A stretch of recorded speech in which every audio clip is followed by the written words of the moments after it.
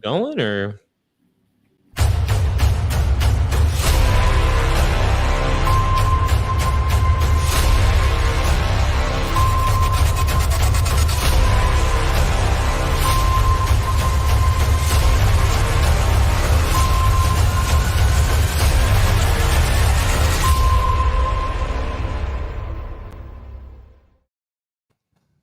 What is up, ladies and gentlemen, and welcome back to Armchair Wrestling, or welcome for the first time to Armchair Wrestling, because this is our first live stream here on the Buzz Network. I am your host, as always, top boy and number one Booker Alex Bennison. I'm joined by regulars, Lukewarm Jack Robshaw.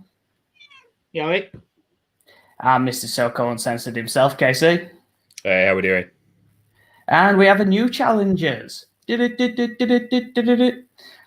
RSH Wrestling has come to join us on this end of year awards ceremony. So we are joined by Chuck Winchester and Josh DeBord.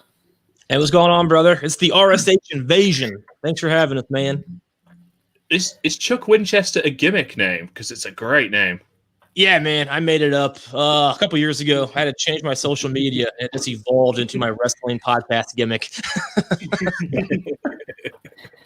It's a fantastic name, and we are ready to kick off and get underway for this shit show that's been 2020, and we're just going to run through it and talk some shit, as always.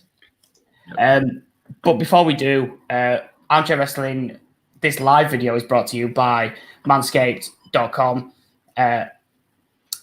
If it wants to appear on the screen, which is it's greatest technology, isn't it? It is. If you use code SYG2020, you'll get 20% off and free delivery. I'm going to run a quick little promo video for you. So check this out, and then I'll come back and I'll tell you what you can find. Well, I would have run a little promo video, but it's not in there. Oh, shit. Oh, God damn it. The Canadians fucked it all. Needless to say, we're live, pal. Yeah. It's not in there.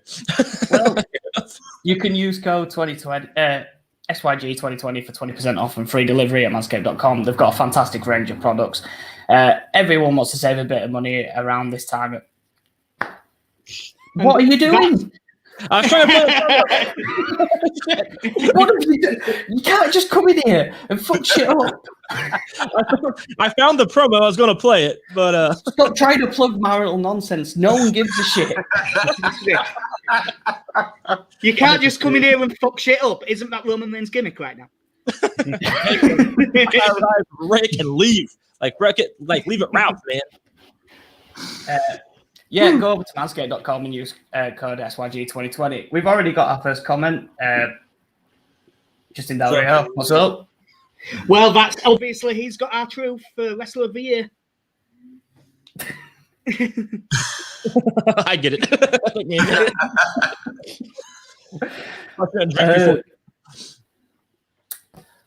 Well, you know what? We might as well kick this off. And part of me were thinking, do we do the big awards first? Or do we go with the smaller awards and then work our way up? And to be honest, I think there's only a couple of options for the first awards. So we might as well jump in with the heavy hitters. Male Superstar of the Year. This is... I was going to say it was a difficult one to pick, but I think I've gone with a bit of an outside option for this one. So I'm going to start you off. And my Male Superstar of the Year is Randy Orton. What year is that? What year are you talking about? 2009 or 2020? What the fuck? It's been a great year. We've not had to see him wrestle Cena. He did have the greatest wrestling match ever this year. Did he, though? I mean, they said that, but... Listen, we're not at match of the year yet, Chuck. Be patient. Fair enough. But yeah, I think he had a great year. I think overall, he's really shone during this no crowd period. He's kind of just been able to have fun and do what he really wants, and it's come across well to the fans. So the really, really boring guy is better when there's no crowd. Doesn't shock me. He was boring from about 2004 to 2020, so that's a great point. But yeah, Orton definitely stepped it up in 2020. Your wrestler of the your wrestler of the year headlining a show with record low ratings. Yeah. In fairness, I think that they're all to blame for that. Yeah, I'm not really sure what's going on over at Raw right now, but I do agree that Randy, we talk about RSH all the time. The dude just bored the fuck out of me for years, and after the Rumble in 2020, he definitely stepped it up, and he has been one of the best things on their lowest rated show. But still, you know. So go on, throw some more names out there. What do you guys got? I'll move this one on, and this is, a guy pushing for main event at the moment, and I'm going to go with MJF for my wrestler of the year. Handily, AEW's website has their record as well, so he's 15-2 for the year, which, that's nice work. If you can only work 17 days out of a year, like even if you lose those 2 matches, you think, I got a load of time off now between matches. Like, it's good work. But his matches are entertaining. The stories going into them have always been interesting. I love the stuff with him and Wardlow and the Inner Circle going on at the moment. Dinner Debonair was fantastic. I just think this guy has absolutely hit it out the park this year. Oh yeah, I would say MJF is probably one of the best things AEW has going. That's been that way since the beginning. So yeah, MJF is the shit, man. Yeah, I'm a massive fan of MJF. I think he's brilliant. He just gets the deal. I like The Miz as well. To be fair, I love The Miz, so that might be why. That's fair. He reminds me, he's a younger Miz, but he has it figured out now. Like he has what it took Miz 10 years to figure out. He's got the it factor. And like my biggest issue with AEW is they're WCW reincarnated, as you saw with the Stings. Like they keep making the same mistakes WCW did. But the 2 things they have homegrown is MJF and Orange Cassidy. And those are my 2 favorite things that I tune in for when I do watch AEW. They're homegrown. They're not organically over. MJF is organically a dude I want to punch in his fucking throat. And Orange Cassidy, I'm just curious what's going through his head. And when he talks, it means something, even though what he says is it's not as meaningful, but he gets your attention. So MJF, I think, is a really good pick. If I was doing one for AEW, that's who I'd pick as well. Oh, absolutely. Because it transitions well, I'll jump in, because mine's AEW as well. My wrestler of the year is Hangman Page. Because at the start of this year, I thought of him as the other guy in the Elite. It was the one I was least fussed about. And I think all year, both just in segments and in matches, I think he's been fantastic throughout the entire year. Everything he's done has interested me. Even this fall from grace and teasing with the Dark Order, which should be shit, isn't. I think it's really good. He's my wrestler of the year this year. Side question: do you think he actually joins the Dark Order? No. I think he nearly does. I hope he does. I think that'd make him relevant because they brought in Luke Harper, and yes, his name's Luke Harper, and he hasn't worked. But whatever. All right, man.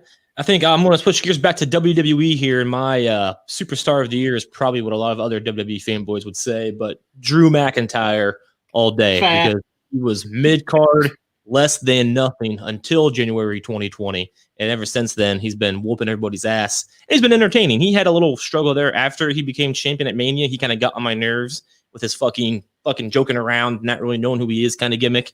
But he stepped it up, I think, and he's fun to watch. He looks like he'll hurt you when he kicks you, and I fucking dig it. So Drew McIntyre all day in 2020. I mean, with Drew as well. Drew looks the business. Like, ever since he came back to NXT and all through his indie run as well, like, the guy's been in phenomenal shape. He's become such an amazing wrestler. And just these last couple of years since they called him up to the main roster, I was just screaming at my TV. It's like, can you please do something with this guy? Look at him. How is this man not the champion? So I'm so happy they finally pulled the trigger. Dude, and it worked that well. Like, he really proved that he could. And his win over Brock Lesnar, it looked believable. Like, the dude, like you said, is the business. He's fucking scary looking. So it's awesome to finally see him running wild all over Raw. Yeah, it's mental that you only have to do 7 moves in a match to get over. But they look believable. That's including pinfalls. That's where Kevin Nash went wrong, because Kevin Nash only went with the 5. If he'd have added 2 more, he might have been okay. It's all about the math. If he'd have done 2 more, he wouldn't have any knees left. Well, listen, you think of the guys that have gotten over it: Hogan, Cena, Rock. They had 5 moves tops. So maybe that's the key. It is simple. I mean, because those are the guys that carried the company for a decade. Stone Cold, the press, the stunner, and drinking beer. He had 3 moves. I mean, they don't really. Those were his moves. He did the press. He'd throw up middle fingers. He'd drink beer. Then he'd stun you. Then it was over. Then he'd go tear his knee out. I mean, that's what they did. It's entertainment, man. That's the thing. We're all ADD these days. So when you're watching these NXT matches, not to single them out, but when you do 18 million moves in a match, we're dazed out at this point. We need simple, we need fast, we need big. And that's what Drew McIntyre does. All right. So mine pick was Drew McIntyre, but I'm going to give – I had a couple. So I agree with MJF. If I did AEW, it'd be him. I had Drew, Orton, Fiend. Listen, no. This isn't male superstars of the year. This is male super singular of the year. Drew, but I might have to go Charlotte Flair on this one because there wasn't really another male superstar as over as Charlotte was. Like, what male have you ever saw win the Women's Royal Rumble? And hey, if this were Money in the Bank. All right, no, I'm going with Drew. I mean, from the Royal Rumble. When he took Brock out, and Brock should get a lot of credit for the way he sold the Claymore. That really, when the crowd erupted, the only eruption that was bigger was when Edge came back, rightfully so. But you go from the Rumble, then the way he beat Brock at WrestleMania under very unusual circumstances, no crowd, kicked Brock's ass. I agree with Chuck, though. They did the whole Big Show thing. Like, after WrestleMania, the Big Show randomly came out and they had a match as well. So let's show it at the end of Monday Night Raw, which is probably why the rating is like lower than WWE's main event show. Yeah, that's rough. But he's done well. His feud with Orton I thought was really good. It just drug on way too long, and I feel like WWE just didn't have anything else for him because he feuded with Lashley very briefly. Probably should have ran a little bit longer. Then Ziggler. Then he had that brief thing with Slater. Then I think Slater's in Impact, I think now. So I don't blame Drew because creative sucks right now, especially on the Raw side, because I think SmackDown's very good. But this has definitely been Drew's year. Yeah. On the subject of that, I thought that Drew and Lashley stuff was really good. I'd forgotten about how much I liked that until you mentioned it. I forgot about it. I really liked that. Here too. There's so many programs I'd love to see Lashley in, and just like again, give this guy a look at him, look at that man. I want to see him and Brock. I want to see him and Drew. Like, give me that. That is gold. It is. Him and Riddle's going to be really good, I think, too. Oh yeah, I'm loving the Riddle Hurt Locker feud. We've got some comments already. Clowns and Cowboys. I'm not sure who that is. Coming back to Haunt Casey's past. You say haunt my past. I still don't remember this thing. It's like some sort of fever dream to me. Right. I'll explain it to you. We did an Elimination Chamber and we put out a tweet saying, people, tell us what your dream Elimination Chamber match was. And he came back with JBL, James Storm, Doink, Crazy Steve, Texas Tornado, and someone else. So it became the Cowboys and Clowns match. I dig it. There, I didn't think I'd have to explain this. We've seen worse on TV television. It's true. Speaking of which, best males, Crazy Steve and James Storm. And finally, someone's put James Storm on this list. Beer, money. Lou said best male for Bray. Yes, we'll forget what happened with Goldberg. He has a fucking joke. That was it this year. Yeah, Yep. but it's killed him for me. Like that's happened now. Well, Bennison, I know how you feel. Casey, you guys, what's your feeling on The Fiend? That's my favorite guy in wrestling. Like, I'm a huge fanboy, as Chuck calls me all the fucking time. I am. I got the mask. I have his outfit in my closet somewhere. I was him for Halloween last year. I'm a grown-ass man. But dude, I feel like he's the most must-see thing WWE has when he's on TV, especially now with Alexa thrown in. Oh, yeah. He would be the most must-see thing on WWE TV if stopped putting him on TV so much. They've stopped it being special just through shite booking. When that character first started, that was something that could have got people into wrestling that weren't in it. It was completely different, and that's what you need. You need something that can attract someone, and then if they like it, they'll stay. He should wrestle The Fiend should wrestle 4 or 5 times a year. Bray Wyatt could wrestle a little bit more than that, but The Fiend should be 4 or 5 times a year tops. And putting the belt on him so early didn't help. Losing to Goldberg really didn't fucking help. My God, Yeah, I mean, it's not none of it. Any of the negatives, none of them are Bray's fault. No. I agree with most of that. I think the Fiend, you're right, when it comes to the matches, he should be not wrestling that often. But I don't really think he is, though. Like, we see a lot of Bray Wyatt, I'll give you that, but we don't see a lot of the Fiend in matches. Now, here lately we've been seeing the Fiend more on Raw, whatever brand he's on these days. But we still not see him wrestle a whole lot. But he's a full-time superstar. What do we do with him if he's not on the shows? Bray Wyatt, that is. I mean, for me, nothing. Pay him to stay at home. The idea, it would just simply lights out. He's in the ring, lights up, and then lights out again, and he's gone again, and you go mind games.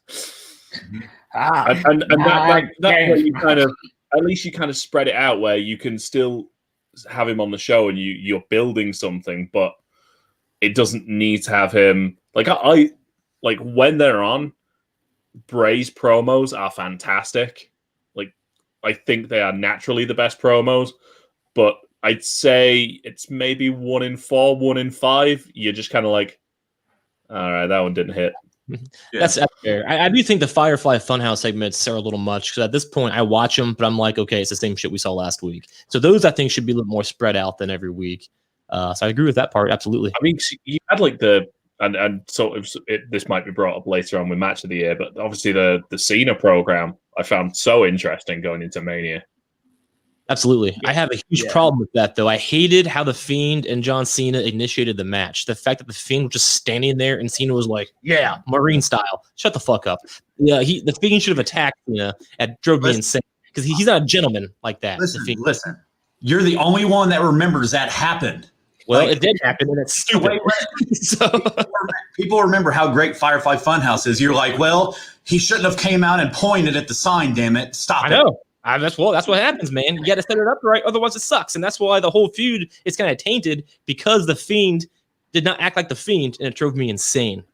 Right. There's three best WrestleMania sign pointers: The Fiend, Randy Orton, and Ronda. Because it was the only thing she could do was point at the fucking sign for a promo. Dude, I saw her Bella Twins promo on Twitter trending the other day for some weird reason where she's like, the Bellas are like, we knocked down doors. And she's like, bitch, the only door you knocked down was John Cena's dressing room. She's cut a couple promos that were all right. And the door to John Laurinaitis' hot tub. Allegedly. WWE's ratings were good when he was on Raw. Just saying. Yeah, that's a good point. Yeah, but Punk was there as well. By that logic, you could also say it was when Ryback was on Raw. So, all right, even more, man. He's good to go. I retract my previous statement. We have a couple more comments. Lou, I'm guessing this is about Charlotte. Has she got bigger bollocks than the guys? You'll have to ask Bram and Andrade. And Joe, what's up, guys? What's up, Joe? Not our true fans in the house. The third. Little Jimmy. We might as well move on to the female superstar of the year then. Seeing as I started last time, let's let the RSH lot start this time. You've come here. You might as well set the bar for the females. That's fair. Mine's going to be surprising to you all, so. I feel like it's the same one. Go ahead. Oh, coming from me, you guys don't know me all that well, but I fucking hate this person. But 2020, I haven't hated her as much since she's turned heel, and that person is Bayley. She's really made it interesting. Hell yeah. And if you guys you don't know me, but I constantly say she looks like she smells like pickles and or ketchup, and I fucking hate her face. And I saw her at a live show once, and I yelled break her fucking neck, which made people leave the arena. And so I hate her a lot.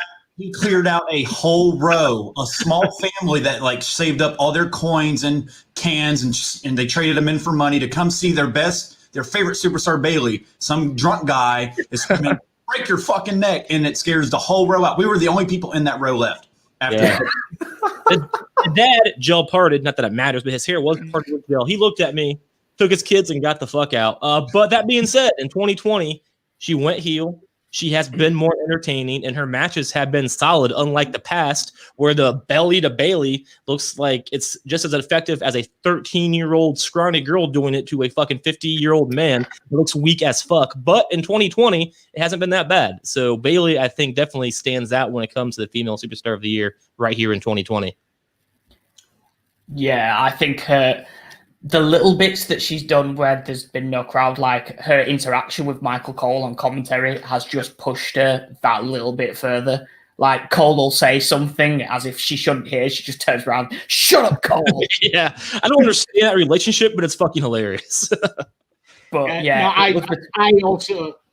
I had Bailey as well. But a lot of the same reasons. I think she's adapted to the empty arenas better than just about anyone. Every single thing that she's done this year she has helped everyone be more interesting, with the exception of Bianca Belair last night. But I'll have to ignore that one. Fair enough. I haven't seen that one yet, but there's time to turn that round. I think all four of us picked Bailey. So Casey, I think you're the only one that hasn't picked Bailey. You picked Charlotte, right? Have I? Uh-oh. No, I haven't. Let's hear it. I've gone for Asuka. I absolutely love Asuka. She has dealt with a lot this year. I thought that her Mania build-up was interesting, let's say. The knowing that she is going to lose her tag partner, but I thought some of the stuff that that the two of those guys did were great as well. They played off each other fantastic. I loved her on commentary at the start of the no fans era, just screaming at people. Was fantastic. She's had various turns throughout the year to kind of fit storylines. I liked the build up to the Sasha and Bailey doubleheader that she had. And as the whole, I can watch her all day, just kicking people and breaking people. They are hard kicks, but I have to ask, I like Asuka too, but that green paint, I can't get behind. It grosses me out for some reason. No, I feel like, I mean, one, obviously there is now just the stereotype of, Japanese, give them the mist. Right. But, yeah, exactly. Just like the Jerry Tip. I mean, I assume that was her mentor, clearly. Like, she's not gone full Tajiri with the black mist that blinds you. That's a good point. Mate, that is the poison one. That is the deadliest of mists. Yeah. We've not seen someone go blind yet. There's still time. Rey Mysterio almost got there this year. Oh, you know who needs to get blinded by accident? As a massive callback to about 2003. Oh, Jamie Noble. I remember that.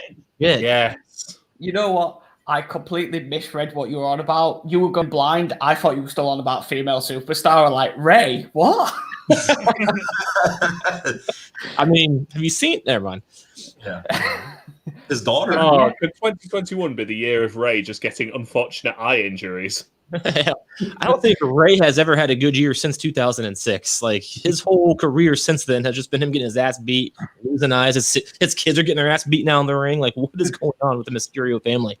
Who's that jumping off the boat? We've got a comment. Lou, Sasha Banks, because she screwed Bailey over. Is that on Pornhub or? Oh, sorry. Someone who might be on Pornhub. ODB, gotta love the hot sauce. I thought you were talking about Paige. She is. So is Big E or Xavier, one of the two. Xavier, me and Bennison talked about this earlier. Xavier and Paige get video. Right, no. Don't put this on a live stream and say we talked about it earlier. You sent me a message with this. It's on here. My only response was, "Don't forget Brad Maddox." Yeah, and I said, "Cameraman of the year is Brad Maddox." Of course, you know that. Right, moving on quickly. Match of the year. Match of the year for me is Brad Maddox and Austin Creed versus Page. 2-on-1 handicap match. Said moving on. Well, that was your fault. Was it a hardcore match? I don't remember. Or was it last man standing? Bra and panty. Fulfill your fantasy. Taboo Tuesday. I'll tell you what. If fulfill it, no, actually, no, I won't. I'm not going to go into details about the tape. We should just move on. That's a good call. Okay, so you might as well air it out while it's live. I was going to say, fulfill your fancy is someone licking bodily fluids off the NXT Women's Championship. Then there you go. Oh yeah, yeah. Like I said, let's all move on from this unfortunate incident now. We all lost like, that match. Lord knows Paige is trying to. I feel like this shouldn't have gone live, and we should have recorded this so we could have edited. I think It's fine. It's still absolutely wrong and evil that someone leaked it. But you can still make jokes about it. It happened. Paige here. A lot. I'm fine with it. Like, if you're a celebrity, you get made fun of. It's cool, you know. Made fun of. Oh god. Right, match of the year. KC, go. Just go. For those that listened last year, my surprising match of the year was the NXT halftime show. Obviously, I'm a very big fan of multi-man matches because for however long the match goes, you can just essentially have non-stop action. And sticking with a slightly similar theme, I'm going with the Stadium Stampede match. Nice. Like, I loved that thing. Especially coming off the back of we'd had Taker versus AJ in the Boneyard match, because that's apparently you don't keep graves and bones in the same place or something. But you had 10 guys in that match, just all with their own kind of stories going on at various times. You had Matt Hardy's reincarnation in a hot tub or something like that. You had Hangman Page going around on a horse on a slippery surface that I was just praying wasn't going to slip and fall on him and crush him. Yeah, absolutely loved that thing. Oh yeah, it was fun. I really did love that as well. My man of the match. That's because we normally talk about football. My match of the year for this year is AEW as well. I went FTR versus the Young Bucks. It's weird because before this year I'd never said, "Oh, I'm the biggest Young Bucks guy." I've never been that bothered either way. But it came down to two for me, and they both had the Young Bucks in. But yeah, FTR versus the Young Bucks is my match of the year. I should say that this year I haven't really watched any New Japan because there's probably something from there that was better. Yeah, I'm going last on this one, so I'll hand over to the RSH lot. Your two matches. I've had a Joshua. I'm going Firefly Funhouse. Nice. Story between is there another match you watched in 2020 that you're just like, what the actual hell did I just witness? And then as soon as WrestleMania was over, you went back and watched it again, right? Because that's exactly what I did. I went right back to it, and I'm trying to figure out all these little hints and there's tons of little stuff. The Bella Twins thing where he's like, you can look, but you can't touch. Complete jab at their failed marriage. I respect Cena for letting that happen. The Vince McMahon puppet. That was funny. Such good shit. Like, if you've listened to older podcasts, WWE guys, Vince hates being mocked, let alone let's do a puppet quoting him saying the thing that he gets mocked up. Then you put it on a T-shirt.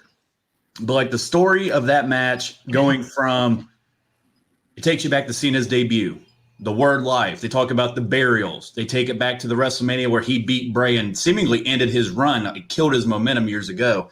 And then the ending. Now the argument is, was that an actual match?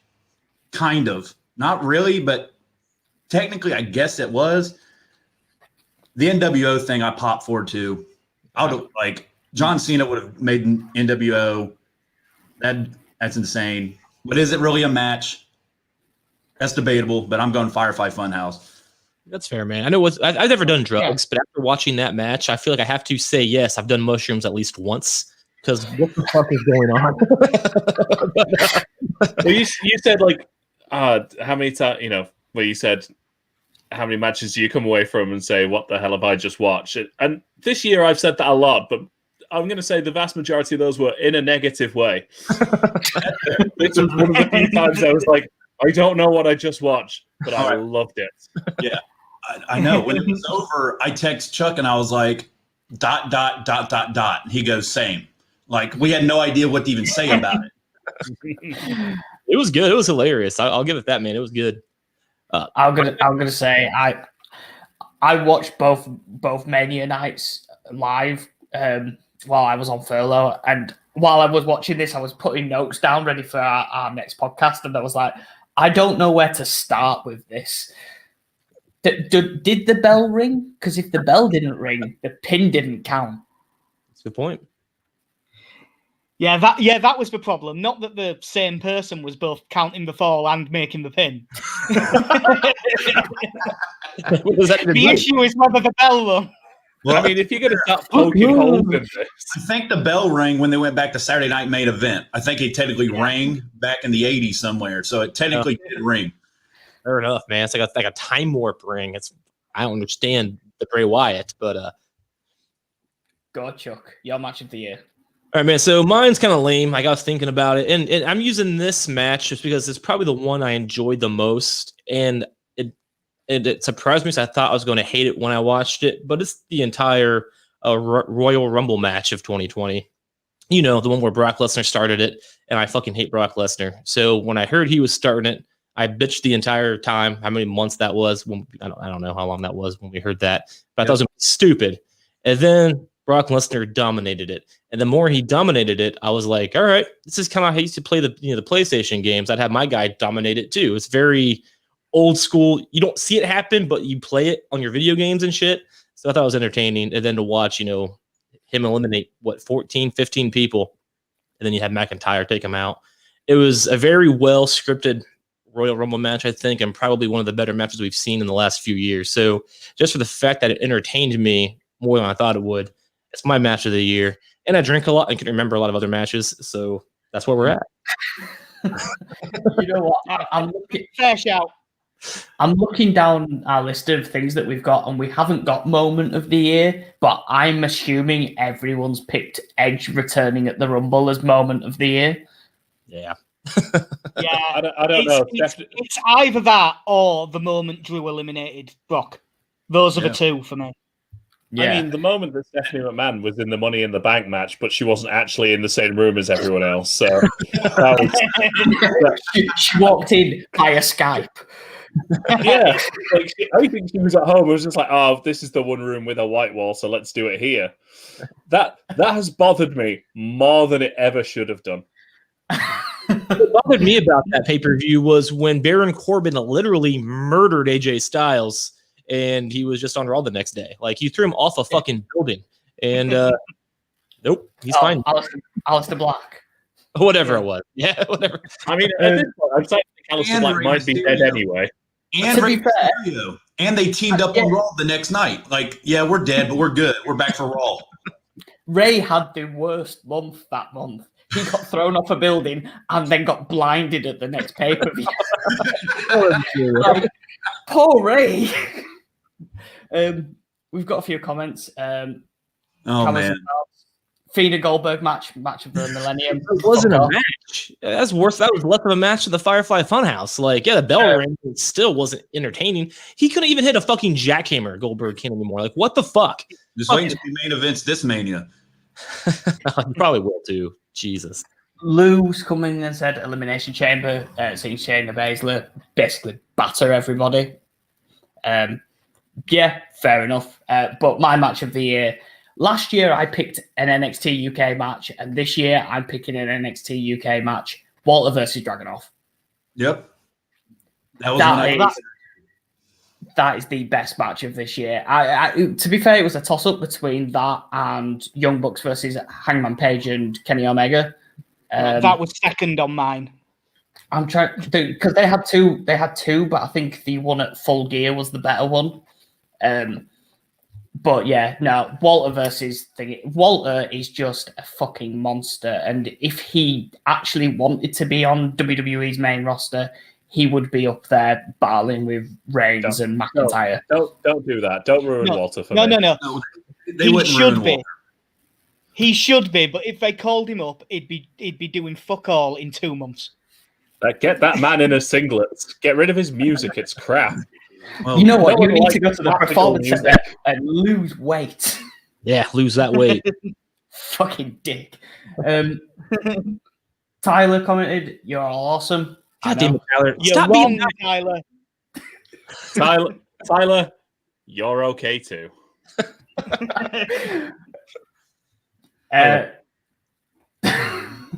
Right. You know what? I was doing it in the order that I wrote them down, but no, we're not doing that. We're going to. Oh, he's throwing out the booking sheet, guys. we're going live. Yeah, we'll go all Mike.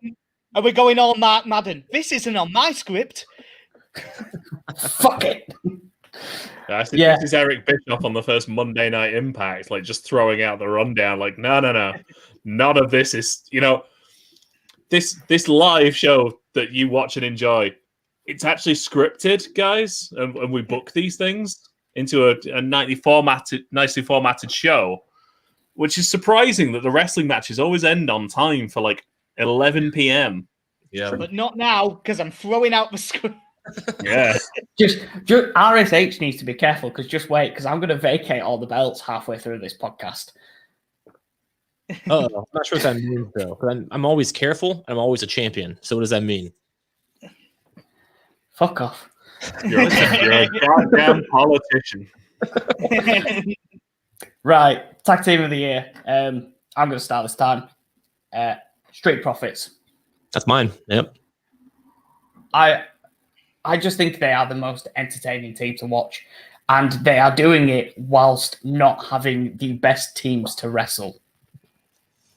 It did pain me to have to see the Street Profits versus Andrade and Garza like 13 times, but I still think they are the best team on the main roster, bar the New Day, but I don't think the New Day have done enough this year. Yeah, I agree with that. The New Day's been around for a long time, and they're kind of on their way out, I think, when it comes to like main eventing and being champions. While Street Profits are taking it up, I have to say, I actually wrote down Private Party and was thinking, wait a minute, that's not right. So then I had to put down the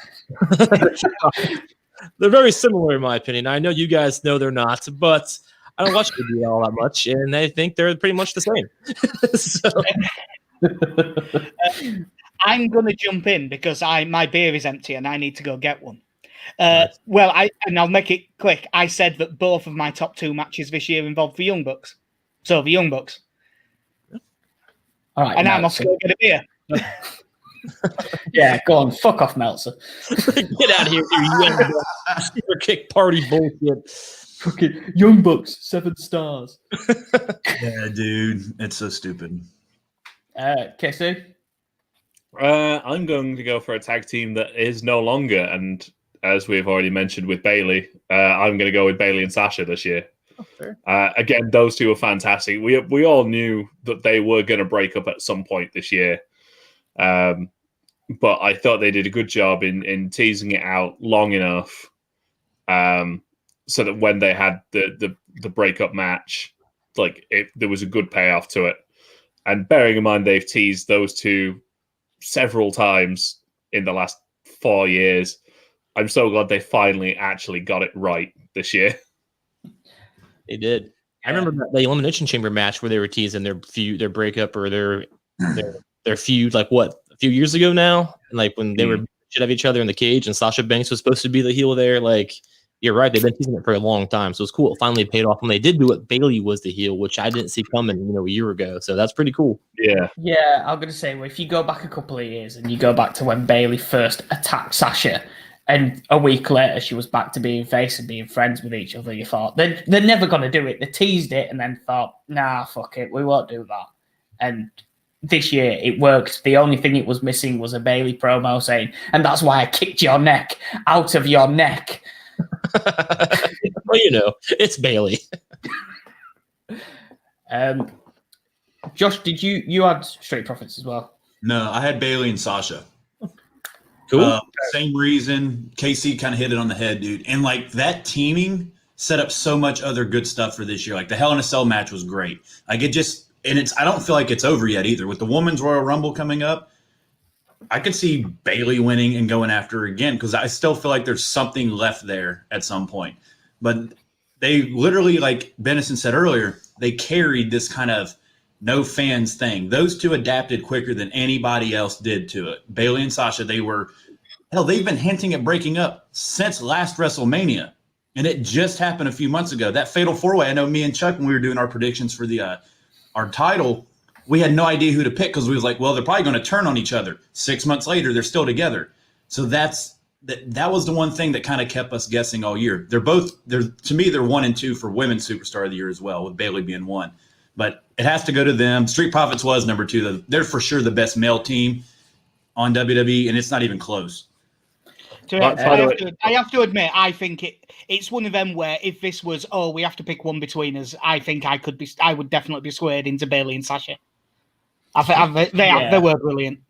And to be fair, you look at the other less notable tag team breakups they've tried to do this year that have gone absolutely nowhere. Like the Iconics, like Heavy Machinery, where they've just like, we're splitting you up now. Go in a new tag team because I don't know. Whereas those guys have actually, it was as if they planned what was going to happen afterwards and stuck to it. It's crazy when that happens. No. You know what? But Jack did say then if we were going to have to pick one, and I was tempted to go, right, we're going to have an argument and pick one person for each award. And like OSW do the Golden Nugget Awards, we were going to be like the Golden Cushion. Oh, can we? If we're gonna steal an award, can we have Cunt of the Year? Hogan of the Year. Yeah. That's every year since like 1993. To be fair, it took all my will. It took all my will to not have Roydie Magoo. But yeah, I couldn't force us to try and argue to pick one person because we're already 42 minutes in and we're only like 3 awards in. Good point. Let's start sipping this stuff up, man. It's like midnight over there, isn't it? Jesus. Cowboys and Clowns, Steven Stall, Beer Clown. He did come back with, on a serious note, Matt Riddle and Pete Dunne, Broserweights. How much fish could Bobby Fish could fry fish? I know I've not drank enough beer because I can still say it. I am all over the Broserweights. Like, yes. Lou said Imperium. Imperium are really good. I love Imperium. That's like Walter. Walter should win every award in 2020 and 2019 because he's just fucking awesome. I could watch Walter all day long. Female of the Year, Walter. Have you guys seen the video of it's like the intro to the Ed Shikari song, and then it cuts to when the drums are about to kick in. It's just Walter's chops.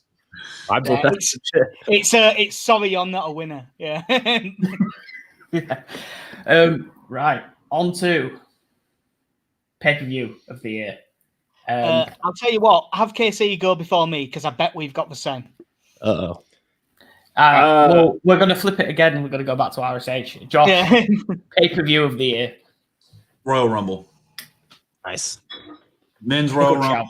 Strap match with Bryan and Fiend, I think was in my top running for matches of the year. It's hard to pull off a strap match. It's actually entertaining until Loomis and Grimes just did one, which was probably better than Bray and Bryan's just at this last takeover. Easy Royal Rumble. The Brock thing, like Chuck talked about earlier. The Women's Royal Rumble was terrible. It was the worst Women's Royal Rumble ever, and it still was by far the best pay-per-view of this year. So that's just how good it was. And Edge. I mean, who the hell wasn't excited to see Edge back? Beth. Yeah, man. I I was very nervous. I was just thinking, please don't get injured, please. Yeah, I Hey, none of us was excited as Kevin Dunn, who was so excited that he managed to miss the fucking spear. Dude, what the fuck? Dolph Ziggler gave him shit for that on Twitter. Yeah, you know it's bad when they have to put up a YouTube clip and go edit. Right. So you can see the spear. Dude, unbelievable. I noticed them. I think he just speared Dolph Ziggler, but we missed it. What? Yeah, you missed the Dolph Ziggler spear, but you got the spear where AJ separates his shoulder. Right. That makes sense. Yeah, that's a good point. I forgot about that, actually. Yeah, that's crazy.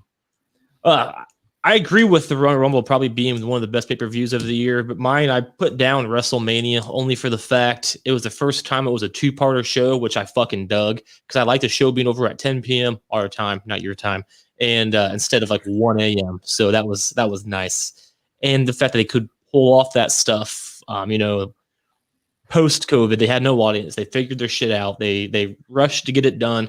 And it was enjoyable, way better than I thought it was going to be with no audience. Even though the Randy Orton Edge match lasted about 20 minutes longer than it should have, overall it was a really good two-night show. So WrestleMania.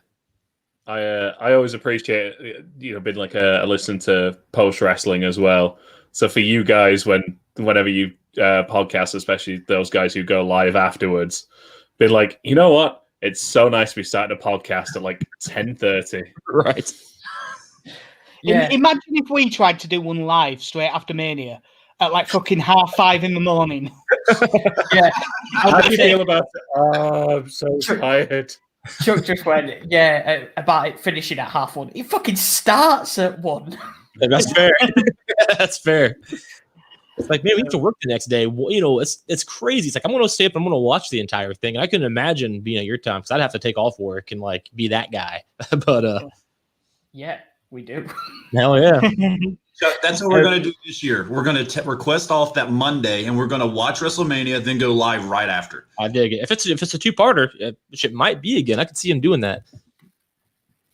If they do a two-parter Rumble, I'll be fucking pissed off. That would annoy me. Yeah, that's bullshit. Yeah. Rumble is the pay-per-view. This is why WWE has the advantage of other companies. The Royal Rumble is such a unique thing, and with possible surprise entrants and all the stuff around it, and it literally sets WrestleMania, and you never really know. Some years you come in, I know we're going to talk about it later, but I have an idea of who I think will win the Rumbles this year, but there's really no concrete plans. In years prior, you knew Reigns was favored. You knew that Brock. Last year, we thought it'd be Brock or Drew. This year, who the hell is it? So the Rumble's always still that match that's it could go either way, or you could get some huge return, like when AJ came in years ago. I didn't know who the guy was. That Ben's been talking about him for years now about whatever the hell TNA was. This dude's great in TNA. And I was like, what the fuck is TNA? Then he shows up, and I'm like, this dude's great. So that's the thing Rumble provides that other companies, they just don't have that match. I guess it shows something that's quite useful. In a way, if you book terribly through the entire year, it makes the Rumble really interesting. It does. Yeah, because we're going to do some predictions after we've done the end of year awards, and I was looking at the roster and flicking through and going, fucking Rumble winner. A lot of powders here. My pay-per-view of the year, I got it down to 2, but I did go with Mania just for the pure fact of they had to really change everything on 2 weeks' notice to have no crowd, and I think they did a really good job splitting it over 2 nights, and Boneyard match and Firefly Funhouse match, having them on 2 separate shows and having a bit of a break in between. It was nice to fill out Mania that kind of way.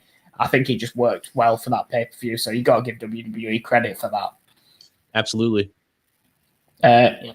Jack said go to KC first, so KC.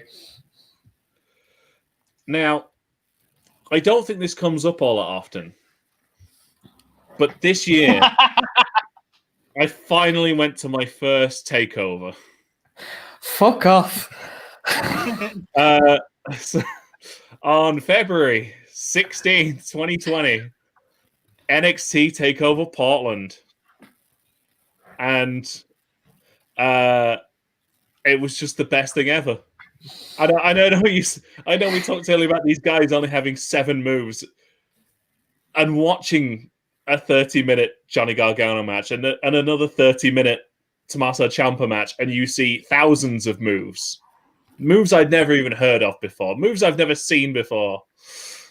But it was just such a fantastic show. I got to see Keith Lee, Dominik Dijakovic, which I know I'd seen about 4 times before that, but again, 2 people who I can watch just have this big man match over and over again. You had to build up. Luckily, they did loads with Dijak. Yeah. I can't wait till he gets his call up. You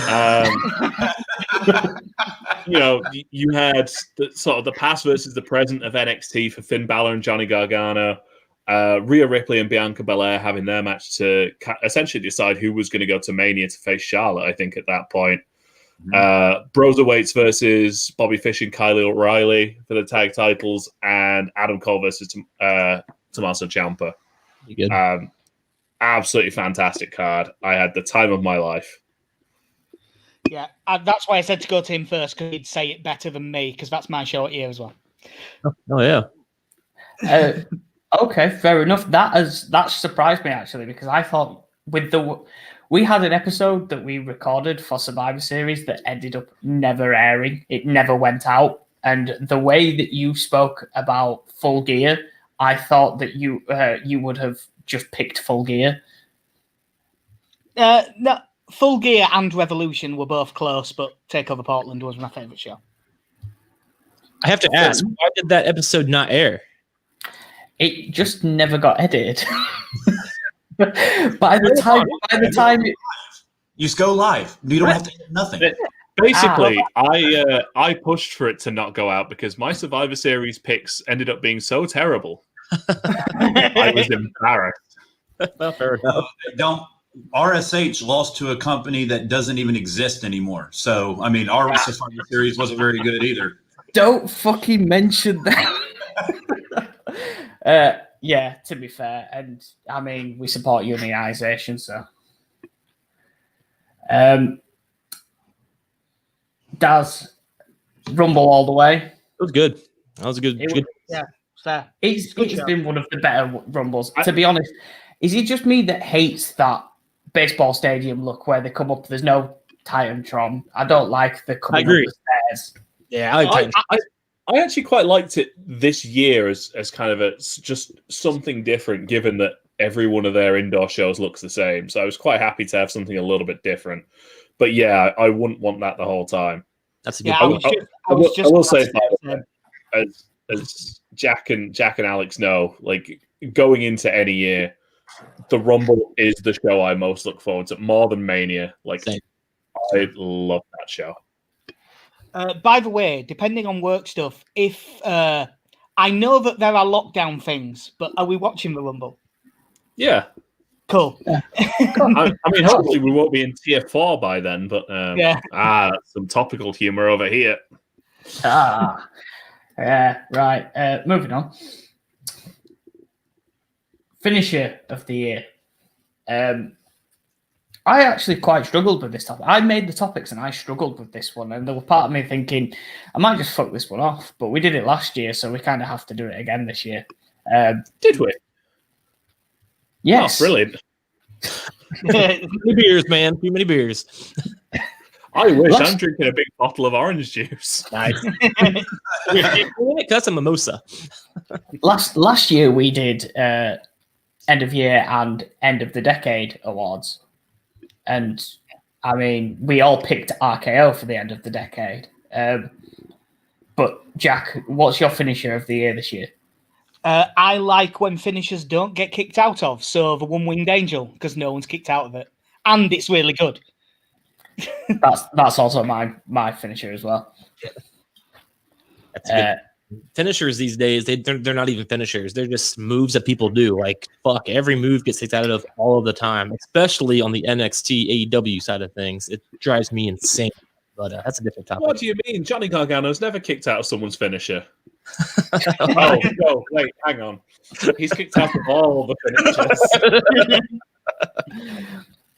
KC. If I remember right, Tommaso Ciampa actually shot him once and he kicked out. Like, that was... I thought that was impressive.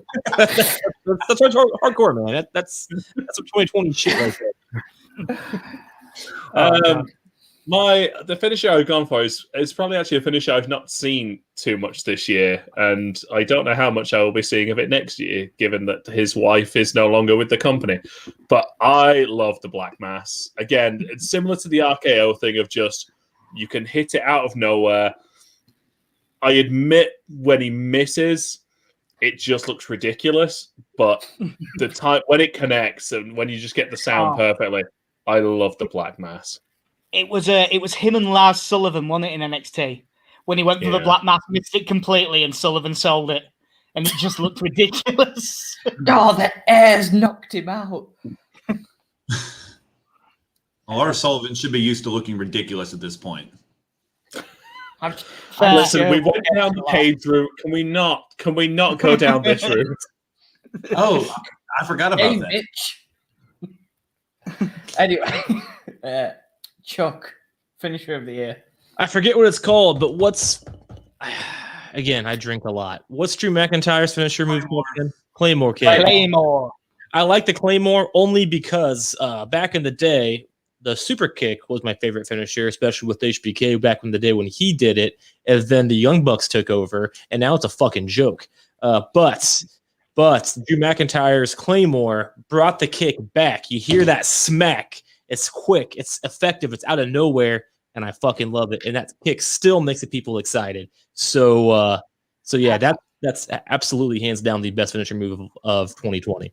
How do you feel about the countdown to the Claymore? It reminds me of HBK's tuning up the band or whatever. So I don't hate it, but I prefer it when it's out of nowhere. Which happens when he comes off the ropes and does it. Like, it feels like he's going 100 miles an hour. And it looks like it's going to hurt when he does it, man. Like, you just hear that smack, and that's what I like. I like the smack. I love the shock and all of it, and then the 1, 2, 3 count. It's fast. I hate it when they're slow, when they're bulky, when they take a minute to set up. Even with AJ Styles, what's it called again? Form. Yeah. No, not the phenomenal form. The other one is The Styles Clash. The Styles Clash. Even that one takes a bit too long to set up, so it loses its momentum, so it's not as cool. But the Claymore is fast, effective. It's very HBK super kick, and I dig it, man. I mean, say what you will about the Styles Clash, but that thing could literally break your neck. No, I like it. And honestly, that's one of my favorite finishers as well. But just comparing the two, even the Styles Clash, which I also love, it takes a little bit too long to set up, so it kind of loses the setup, I guess, if that makes sense. But the question about that is, though, if AJ Styles does it to Johnny Gargano and breaks his neck, does Johnny kick out? Yes, 2.5. But yes, yeah. Like Austin and Hart. 1, 2. He should have kicked out. Why is he not moving? So I'm guessing that you're not going to be picking Otis's Caterpillar then. Oh, Jesus. I mean, before he just buried the super kick, I feel like that was the finisher of the year. Everybody uses it. I mean, the Bucks have a T-shirt, super kick party. Like, let's bury Shawn Michaels' legendary finisher. Kevin Owens does it.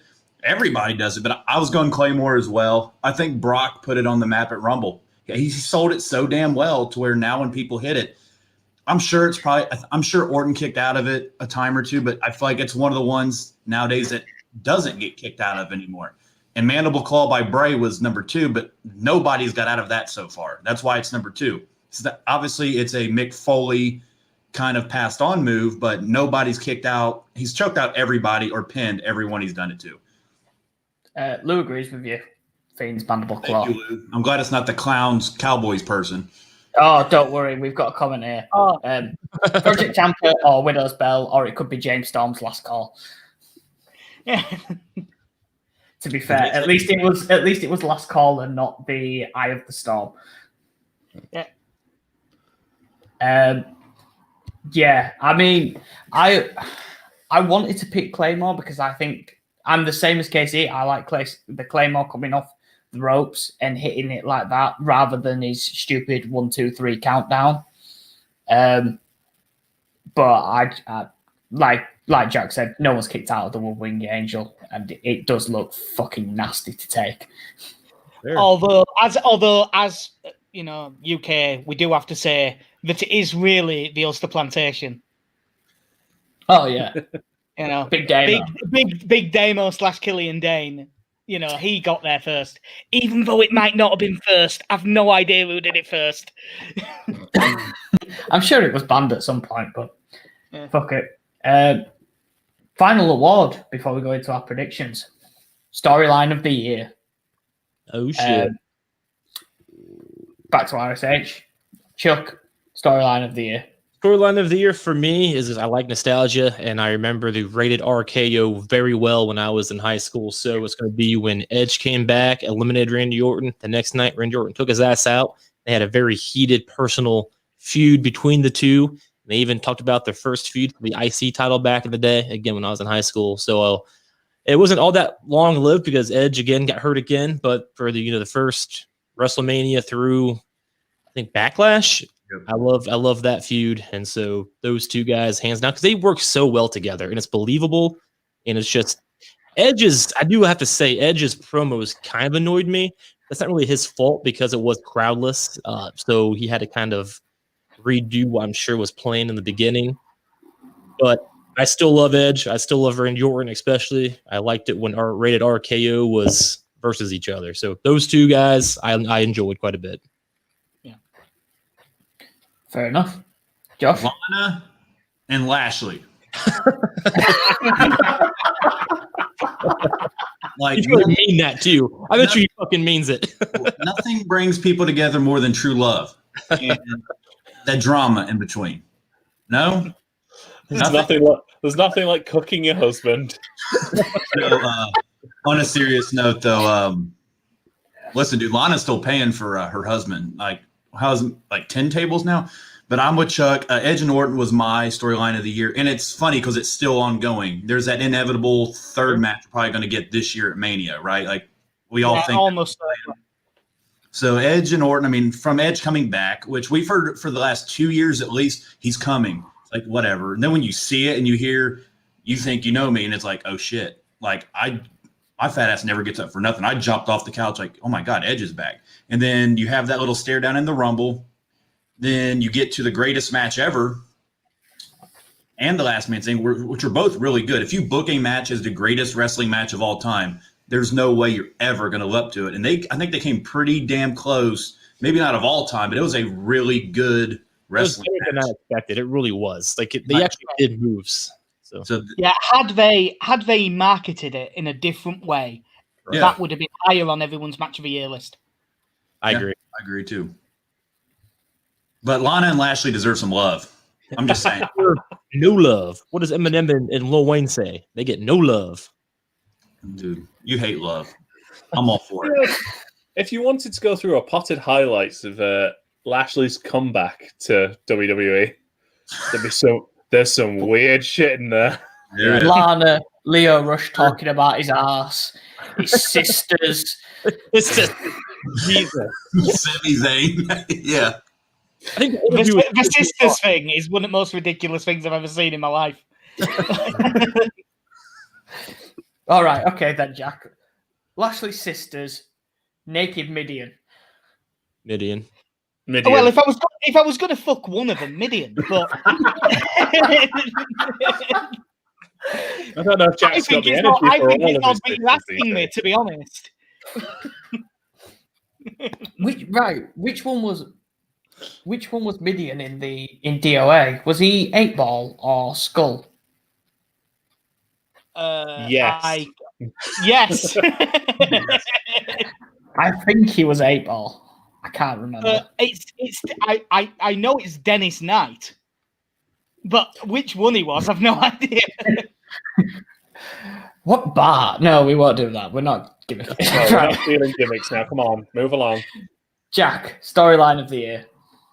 Well, you'll have probably noticed that a lot of my best. I think that most of the best stuff this year has been in AEW, and it's the Page Omega tag run and breakup. I think it's been fantastic, and it filled up a decent amount of the year. and it was pretty much faultless. There was a few little things, but for the most part, it was excellent. Every week it built. I thought it was brilliant. Yeah, I was just out. I've gone with the same thing as well. Again, like with Bayley and Sasha, a tag team that you knew were going to break up at some point, and it was teased well. You weren't hit over the head with it, and when the time came, it was executed well. And the two of them, their stories now have happened because of that breakup. The reason they are acting the way they are now is because of that breakup. Hangman is drinking himself into oblivion, being constantly accosted by John Silver, which is just amazing. Yeah. I must admit, like you said, AEW for storylines, and I've not really been a fan of AEW and storylines, but that has been one of the best storylines of the year. Agreed. But I have gone with the other storyline that Casey said, Bayley and Banks, the breakup leading up to that, because I just think the two of them have been so good this year that the storyline didn't even need to be that good for them to make it good. And I still think that they played it so well that each month he kept going, right, it's going to be this pay-per-view. All right, no, it's next pay-per-view. And then she kicked her neck out of the neck, and well, where we're at. Daz said Otis winning Money in the Bank. I thought the bigger storyline was him losing it. There wasn't really a storyline to him winning Money in the Bank. He got there and won. And won. He didn't even climb the fucking ladder. I tell you what, though, if you're going to drop a baby out of a building, get Otis there. Man's got a solid catch. Not only he didn't climb the ladder, in kayfabe, he didn't climb the ladder because he's too much of a fat bastard and the ladder broke when he stepped on it. He needed a Big Show reinforced ladder. Yeah, in storyline, that's why he didn't climb the ladder, because he was too fat. Yeah, and out of the two people to drop it, AJ and Corbin. Dude, seriously, AJ stopped. Thank God it wasn't Corbin though. Yeah, it threw two people off the roof and then dropped. And Lou agrees. Randy and Orton. Randy and Orton. Randy and Orton. Yeah, bring Cowboy back. Cowboy Bob. He should have been in the elimination chamber. No, because you're going to give what's-his-face more ideas now. Cowboys, Doink and Bob Orton versus James Storm and Krusty Steve. Special guest ring announcer, Dink. Mate, when GCW finally book this, that guy's going to be all over it.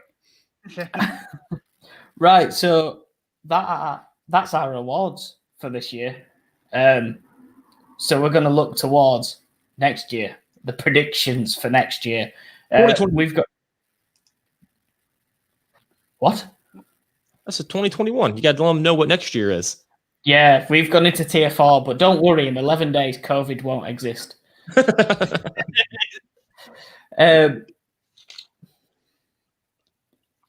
What's his face? Lou, I am talking about the cowboy guy and clown guy. Who's it? Either that, or it's a contraction of what's wrong with his face, and they're talking about Alex.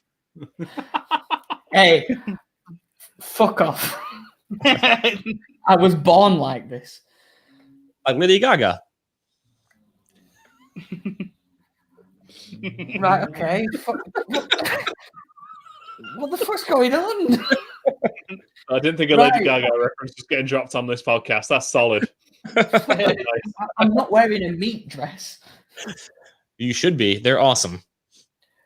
Fucking right, okay. Cool, but, Randy and Orton. No idea who you mean.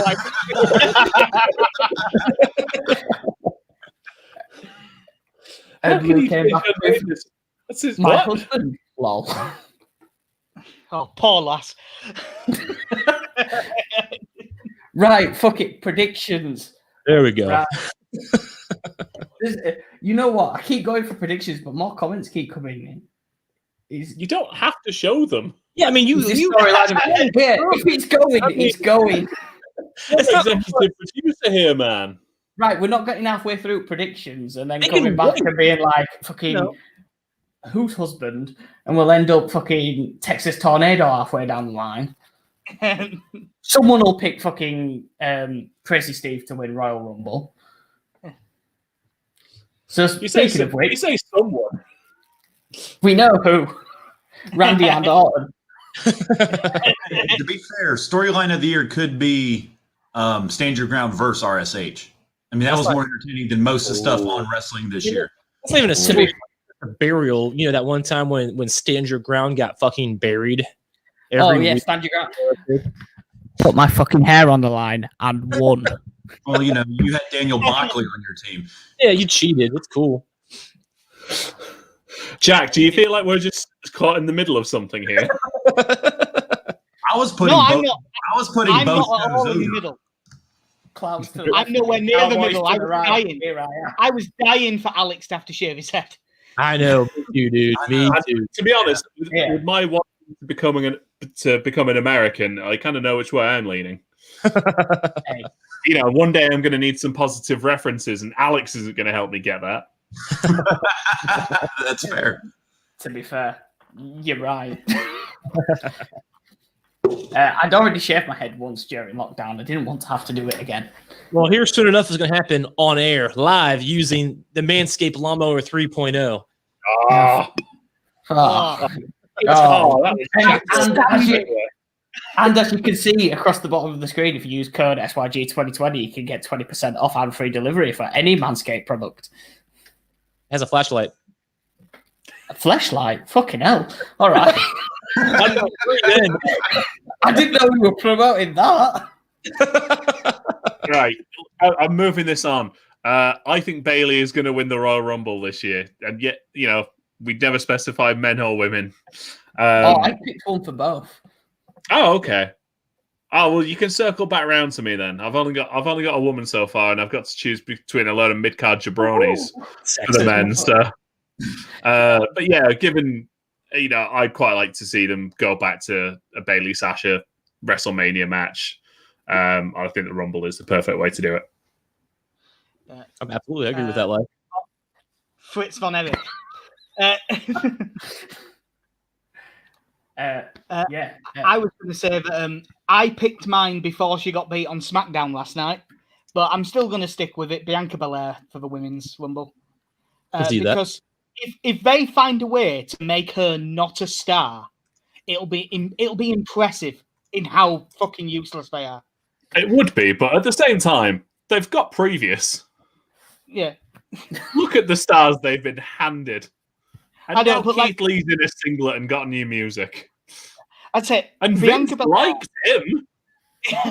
Bianca Belair is the first person I've ever seen walk out on NXT the first time I've ever seen him and go, yeah, them.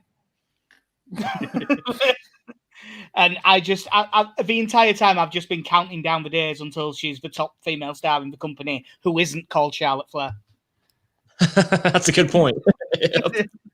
Have you got a male winner as well, Jack, or have you not thought that far ahead yet? Well, I figured that you might as well do the women and then the men.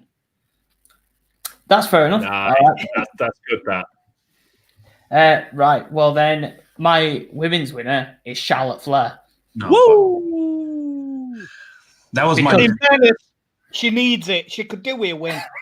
Yeah. Because she's been off TV for that long, and if they're going to have anyone who's going to be the first two-time women's Royal Rumble winner, Oh yeah, it will be Charlotte. This is the problem they do with Charlotte. They're like, oh, this is something we could build up over years. Nah, do it on Backlash. It'll be fine. Like, that's everything they've done with Charlotte. It's just like when you. I don't know if they want to make her.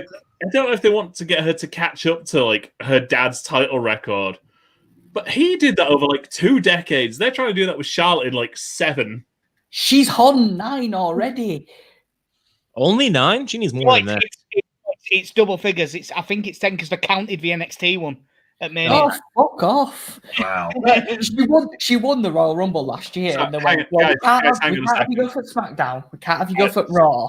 Sorry, she's just won it back as well. Fuck off. Yeah, but yeah, I'm still picking her to win the Royal Rumble. Dude, I am too. Because she's gonna be off TV until Rumble, and then probably right around 24. Woo! And then she's gonna come out, get the second in a row win, which I don't think has been done before, because only been like 2 or 3 Royal Rumble women's sides. So yeah, I agree with that all day. Charlotte winning 2 times in a row to go on to Mania to win the championship back. I will ask if you're saying that then, just because no one gives a shit about TLC and we're not going to actually preview it. Most people are thinking that Charlotte's going to be mystery partner. Who have you got? That's what I think. Yeah, it'd be lame. They better wait till Rumble. Charlotte, it's not going to be lame no matter what. You think it's going to be better if she wins another fucking Rumble? No, it's just going to ruin the Rumble like it almost did this year. Thankfully, Drew and Edge saved it and Brock. Like, Charlotte ruins everything. But I'd say if you've got a coming back at the Rumble, who have you got being Asuka's partner? Oh, I don't think about that kind of stuff. Yeah, because Kairi Sane's disappeared. You know what WWE will do? It's either going to be Io Shirai or Xia Li. Yeah. Oh, God, if it's Xia Li, that'd be so racist. Yeah, but it's WWE. Vince, pick her. Fuck it, it's Boa. It's Bull Nakano. Honestly, at TLC, it could be that chick that everybody loves that they want her to come to the main roster, but she hasn't yet. What's her name, Josh? Vanessa Bourne. Yeah, the one that got called up 7 months ago and just has been chilling since. That chick, yeah, she could be the partner on TLC, and people would love that, and we could save. It could also be Savio Vega if we're going down that route. Like, that's fair, yeah. Go on then, Josh, your female winner of the Rumble this year. I got Bianca. Right. We've had a few comments while we let I don't know if Casey's figured out his male winner yet or not. Just fuck a name out. Male Keith Lee, female Rhea Ripley. Rhea Ripley sucks. I said it. Wow. Charlotte is done with Rhea to win the female. I said it. Fair enough. Carrie Mora Christie for male. Cross.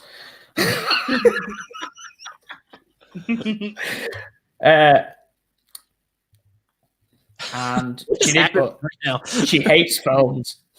In centimeters.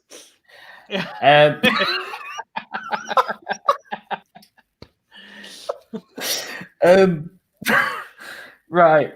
We'll just go back round. Casey, male winner of the Rumble this year. Given the... You know what? As a reward for some of the stuff that happened in his personal life this year, and I mean his on-screen personal life, let Bobby Lashley win. Like, that man's had a hard time. But seriously, I'd love to see Bobby Lashley win. Like, again, whoever's world champion, I'd happily watch that feud. I think he could, as I said earlier, he can do great stuff with Drew, could do something with Lesnar, could be with Orton.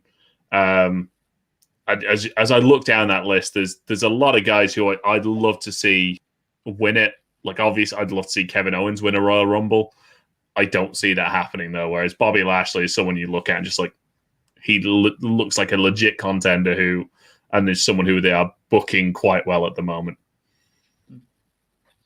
He has gotten a lot better. I used to hate Bobby Lashley because he bore the fuck out of me too, which we already covered with the sister nonsense and the Lana nonsense. But since he joined up with the what do they call themselves now? The Hurt Locker, Beatdown Crew, sorry, Clan. But he's got a lot more interesting for sure when he has people surrounding him to make him kind of be the star, but he doesn't have to talk because the dude can't talk. So yeah, I like him and MVP is such a great pairing. Yeah, like, MVP is his mouthpiece is brilliant. Absolutely. And he has pants on now, which is good. That fits his look better, I think. I prefer men with pants on as well. Biggie's my pick. Me too. I don't think he's winning the IC title. I think they're toying around with just kind of trying to get him more over as a serious character. I think Zayn's more effective if he keeps it, because Zayn to me is one of the things I look forward to on SmackDown. I think Big E wins it, and I think we get Big E and Roman at Mania, and I hope Goldberg and Roman's a Royal Rumble thing because apparently we're going to get it. I don't want it at Mania, though. So I'm thinking with my head, which means WWE is going to make Goldberg and Reigns the main event at Mania, and Big E will get thrown out after 19 seconds. But I'm going with Big E still. Hell yeah, man. Like, I like Big E. Sorry, go ahead. I was just going to say, I had Big E the second that the draft split him up, and then they've built him so badly that now I don't think it will be. Now, mate, they're holding him back deliberately. Yeah. I really want Big E to win, but since he's on Roman's Reigns show, I don't see it happening. Because if he was on Raw, I'll be like, oh, fuck yeah. But I still have him down just because I want him to win. I want him to be the next level. So hopefully.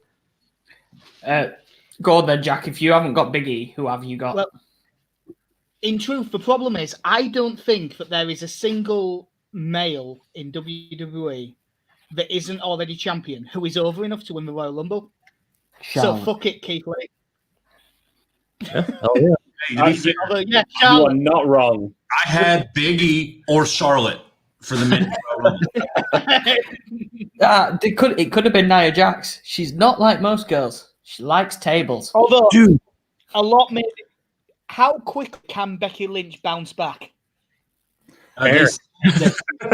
Seth Rollins. They said after Mania, she could come back. Dude, here's a storyline for you. Women's Rumble goes first. Charlotte does a surprise return, goes in the Rumble, gets eliminated. Fuck, she lost. Men's Rumble happens. Entrant number 30, Charlotte Flair, comes in, wins it all. What do you think? I'll quit all 7 of my podcasts. I would enjoy it purely for watching Twitter explode afterwards. Right, I agree. Oh, dude. Right. My Royal Rumble winner that I've got for this year is AJ Styles. All right. Cool. I think AJ versus Drew at Mania could be a quality match. And I think out of everything that AJ's already done this year, or already done in WWE, what has he got? Money in the Bank and Royal Rumble left, and that's about it. I mean, as being the Styles mark that I am, like, I would be so happy to see that. Agree. I like the comment. Elias. Dude, if Elias were to win the Rumble, You'd probably ejaculate if that happened. One guitar shot at a time. I'm going to ejaculate someday of my life. I'm 30. But I'll take dude, Elias, Jackson Riker, we forgot about him for a while. He's back. Yeah, Which I tried to forget about him. Yeah. Trump supporters over here. No, listen. I'm not going into a political argument here.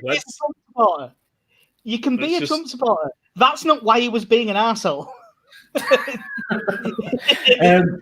Before we move on to any predictions, I've realised that we've done an hour and 22 of this and we've not run a single commercial yet. Oh, shit. And at the same time, I really need a piss. So you might as well check out this promo video of all the podcasts that go on at the Buzz Network. We've got a fantastic range of shows covering all sorts of sports, media. Last night, Chuck with Marital Nonsense. It was absolutely fantastic. We've just brought on Frozen Ropes podcast, which is a baseball podcast. Yep. Tomorrow we've got Blitz and Stand Your Ground, which will be going live. I believe Blitz is it 11 a.m. Eastern? Yep. And 2 p.m. Eastern for Stand Your Ground, which is 7 p.m. GMT. So if you want to check those out. But I'm going to run a quick commercial that's going to run through everything that's live on the Buzz Network. War. Tell them that's what we ready for. War. Tell them that's what we ready for. War. Bringing that to competitors. Do we see the confetti fall? Be ready for war. Tell them that's what we ready for. War. Tell them that's what we ready for. War. Bringing that to competitors. Do we see the confetti fall? Be ready for war. Tell them I'm ready, any opponent. The crown heavy and every minute is chosen. A path only fit for kings, and you don't know what this court means. What did you enlist for? If it isn't getting more rings, then you gon' have to switch your team. Trust me, it gets more mean. I'm a nightmare going up against your dreams. First step is explosive like a bomb hit. Bet if I let it fly, I cannot miss. And you ain't got a chance at the top 10 when you getting clamped all night by your locksmith. On the block, throwing lobs to my top bigs. I'm a chef, no look, what's the top dish?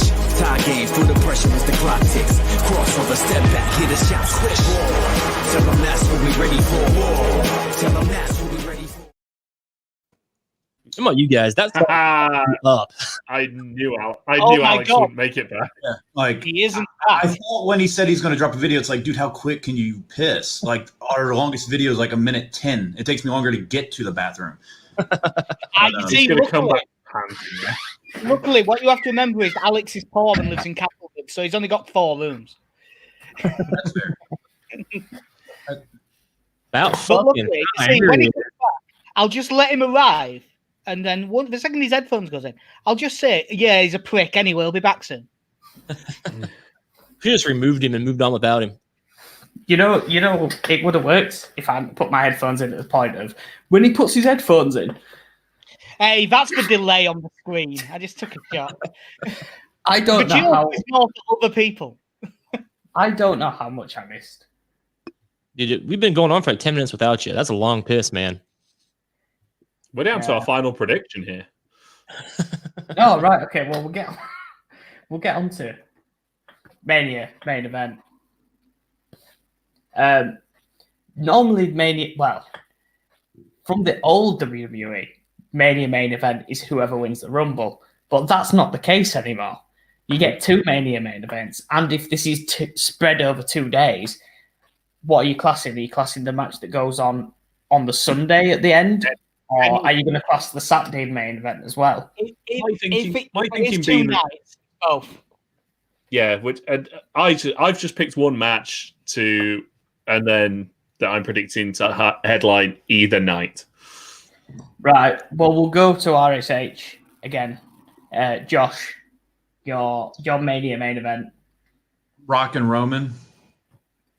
I don't think it'll happen though. So Big E and Roman, based on my Rumble pick. Rock and Roman would obviously be the one, but I don't think it's going to happen with no fans. The Rock's not going to come back to the Thunderdome. He'll wait till the Mania from what will be 40 at that point. The one after this year, he'll come back with a live crowd. So I think Big E and Roman, and then Drew versus Brock versus Keith Lee for the Raw side. I think those will be the 2 split nights.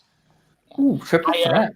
Yep, I think Keith Lee got turned down to the PC to get ready for this push, and I think they're just going to book him. They're just going to slowly build him up. He already beat Orton clean, so obviously Vince has shown he does care, even though the internet's freaking out because he had to go down and tune his skills, which they don't have live events anymore. So you're only working 1 day a week. You need go tune up, dude. Get ready. I think Keith Lee's going to win the belt at Mania as well. Yeah. I feel like on my the couple of notes I did write, I put Rock. It would be Rock and Roman if there was a crowd. Is what I straight away. Absolutely. We've been thinking that since the beginning here. Like, I really believe they were trying to, they wanted to be Rock and Roman, and they've been pushing it for that when this whole Roman heel thing started. But they're, like Josh said, and you said, there is no way in hell Rock is coming back without an audience. That doesn't work. SmackDown, Talking Smack, they did air the Rock interview with Jay Glazier. So WWE's trying to keep us like maybe the Rock, they're keeping his name around. Which, Yeah. WWE always kind of drops subtle hints to try to keep us guessing. So I'm not saying it's impossible. I just think it's 75% chance he doesn't appear at Mania, and there's about a 25 that he does. Yeah, at this point in time, they probably don't even know. They're probably trying to figure it out to see if they can, to see if it would work, if that is even a thing. So they probably don't even know yet. But if I was a betting man, it's going to be Rock and Roman, or if that doesn't work out because of the fan issue, then unfortunately not Big E. It's going to be fucking Goldberg, and we're all going to be pissed. But yeah, I mean, to be fair, that is the match that I picked. Not because I want it, because I think WWE will do it, which is Roman versus Goldberg, which is what we didn't get last year. We ended up getting Strowman and Goldberg. right. So it's WWE's way of going, you didn't get this, you can have it now. So do you think that Goldberg will win the fucking Royal Rumble to get there? No, don't even put that out there. At this point, they're looking at podcasts trying to get ideas. Don't even put that on the atmosphere. No. You're looking at this. Like, because Goldberg would spear somebody, fall out of the ring, go over the top rope, get eliminated. Then Michael Cole would have to like make it. Oh well, Goldberg's technically not eliminated because only 1 3/4 of his foot hit the ground or some bullshit. Some nonsense. Goldberg ruined everything he does. No, I agree, man. Not flaw. Yeah. No, mine is please God, not Roman and Goldberg. But that's what I think it will be. That's what they're doing. I have also gone with Big E and Roman, despite my pick of Bobby Lashley winning the Rumble. I think they could build up to that for one of the nights. And again, I'd love to see Big E finally get like a sustained push towards the top because, again, like the guy is so charismatic, so entertaining to watch. I pray to God he doesn't land on his head when he dives through the ropes, but that's a risk you take now, apparently. Talking smack speaking of dives, Paul Heyman thing too. Dives landing on the head, they should bring in Ken Shamrock for the Rumble. Oh, Love to see that. Not win, but they definitely should bring in Ken Shamrock to do the Rumble, and he'd do dude, it. I would love that. I would freak out. I loved Shamrock back in like 19. I think he left in 99, right? I remember him and Jericho back then. I fucking loved. Yeah, I'd be all about that life. You mean Armchair Wrestling podcast guest, Ken Shamrock? You mean the new Armchair Wrestling host, because he hosts the whole episode. Just so, and I'm gonna go as far as to call him a good friend, Ken Shamrock. Because I don't want to be on his bad side. Because I'll tell you what, guy's arms were huge. I was scared through the monitor. One thing that I can say, actually, you must be close because both of you are closer to Ken Shamrock than his dad. Oh, Yeah. yeah. Oh, he ain't coming back. Hey, Jerry Lawler said it on commentary. That makes it fair game. Jerry Lawler did a lot of things that doesn't make them fair game. Very true. We could have said that about fucking Jerry Lawler and Brian Christopher, but we won't go there. Oh, I thought you were going to say Jerry Lawler and Roman Polanski, but that's all I'll say because I don't want to get in trouble. I think we're You past. don't want to get in trouble now, Jack. You don't want to get in trouble now. You just let you dip your toe in the water, did you? Lou said Braun versus Drew. Nah, that's boring. We're past that. You know, when we were talking earlier about like using people sparingly, like Braun is someone I would just want to see for a while, like just in squash matches for a while, or just doing stuff backstage and not see him in a match for a while, because he's become like, you've got a guy who can do some of the physical stuff he can do, and I can see Chuck there shrugging his shoulders. I'm like, yeah, like I don't care anymore. Like, no, like he picks up cards, he throws them. He's cool. We get it. Like, I agree that he was used inappropriately already too long. Like his Brock Lesnar feud really hurt his momentum that he had back then, and I feel like I want to see him weekly. I think he should be around weekly, but not in matches weekly. And like you said, dominate shit for a while, but not be in a match, and that will make his matches mean more. But they've already been too long. He's been around for like 4 years now. He's already been like beaten by everybody. So it's kind of like we're just kind of over him now. He's the big show of 2020. The fact they put him in that Raw Underground match versus Kato. yeah. That is a sign of they go, oh, Braun, there's another big guy. Just put them together. Rush everything out. Yeah, Where's he been since? I apologise for the old reference, but it's like with Dabba-Kato there, they did the same thing. It's like in WCW when Mike Awesome debuted. So they put him up against Kevin Nash, the only guy who's 2 inches taller than him. Right. Yeah. 70s guy. Yeah. It's like, I agree with KC. Like Strowman could be so much more than what he is. They refuse to do it that way. And the longer it goes on with him being kind of a joke, the more of a joke he's going to be. And it sucks because for his size, he can do all kinds of stuff. Now he's ripped, so it's like, holy shit, he's a whole new Braun Strowman, but he's still losing in bullshit ways and getting his ass beat. Was it Mania 2 years ago when he dropped that weight and just got absolutely jacked? Yeah. At that point, I thought he looked like a star. I agree with you. He's ripped as fuck. he was absolutely fucking like he was chiseled from stone, and he finally won that fucking battle royal that he kept getting eliminated from first. And when he went to pick up the trophy, and as he picked it up above the head, the cut from him. So he got it to come out where his face was, and they went, "Nah, that's enough." Yeah. Like even on SmackDown, he got beat up by somebody. I forget who it was now, but like maybe it's been a few months. But he was all jacked and reimaged, and then he got his ass beat again. Like, what is going on? Like, I don't understand. WWE. Yeah. Right. Move on to our third to last. Why did it say show hype show? Come on. User error. NXT call-ups. It's normally a big thing for like after Rumble, after Mania, call-ups, but obviously with there being no crowd, there is no point in pulling them in for the big pops. It's just they will appear at some point through the year. So, main event, we went to RSH first, so I'm going to say my NXT call-up, and I think it has to happen now rather than later because of his age. Damian Priest. Yeah. That was mine as well, actually. Yeah. He has to come up. He has to come up this year because if he doesn't come up this year, they'll wait too long. And Yeah, what is it, like 38, 39? Yeah. Yeah. So I mean, if you're not going to call him up at this point, is there any point?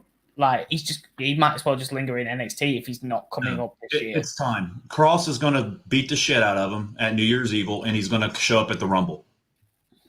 Makes sense. Yeah. I'll be all right with that life. But he has the look, and like honestly, I'm not a big NXT watcher. I'm just not. Like I have very limited time because I'm lazy and like to play video games and stuff. So I don't make a whole lot of time for wrestling these days. Raw, SmackDown, pay-per-views, sometimes NXT. And he's the guy who I just fucking love to watch. And even watching the last pay-per-view that I watched, the War. Yeah. War Games. He has the look that I think Vince McMahon would like in WWE. So why not do it now? He's a name I've been hearing of for how many years now? He's been in NXT for how long? Like it's time, I think. I can say it's a weird thing. Then I just, as you mentioned it, I do need to get on the record because I do it every year. War Games is stupid and it is a bad match. I disagree. Why do you say that? I disagree all day with that. Because for first 20 minutes, it is impossible for anyone to win or lose. That part I agree with. That stipulation is pretty silly. I didn't understand it when I was watching, and I texted somebody. I was like, I don't understand why they keep saying the match hasn't started, but there's 6 guys in the ring. I agree with that aspect of it. But if they get rid of that part and make it like an elimination thing, that would be a fun match. It'd then be much better. Even if I could put up with, I don't know, there's 2 minutes at the start and then a minute between entrances instead of 5 and then 3 each time. Then it'd be much better. But I find myself, whenever War Games is on, I skip the first half of the match because it's dull and nothing's going to happen. Right, Jack. Okay, then pick between these two: War Games or Lethal Lockdown. Well, they're both shit.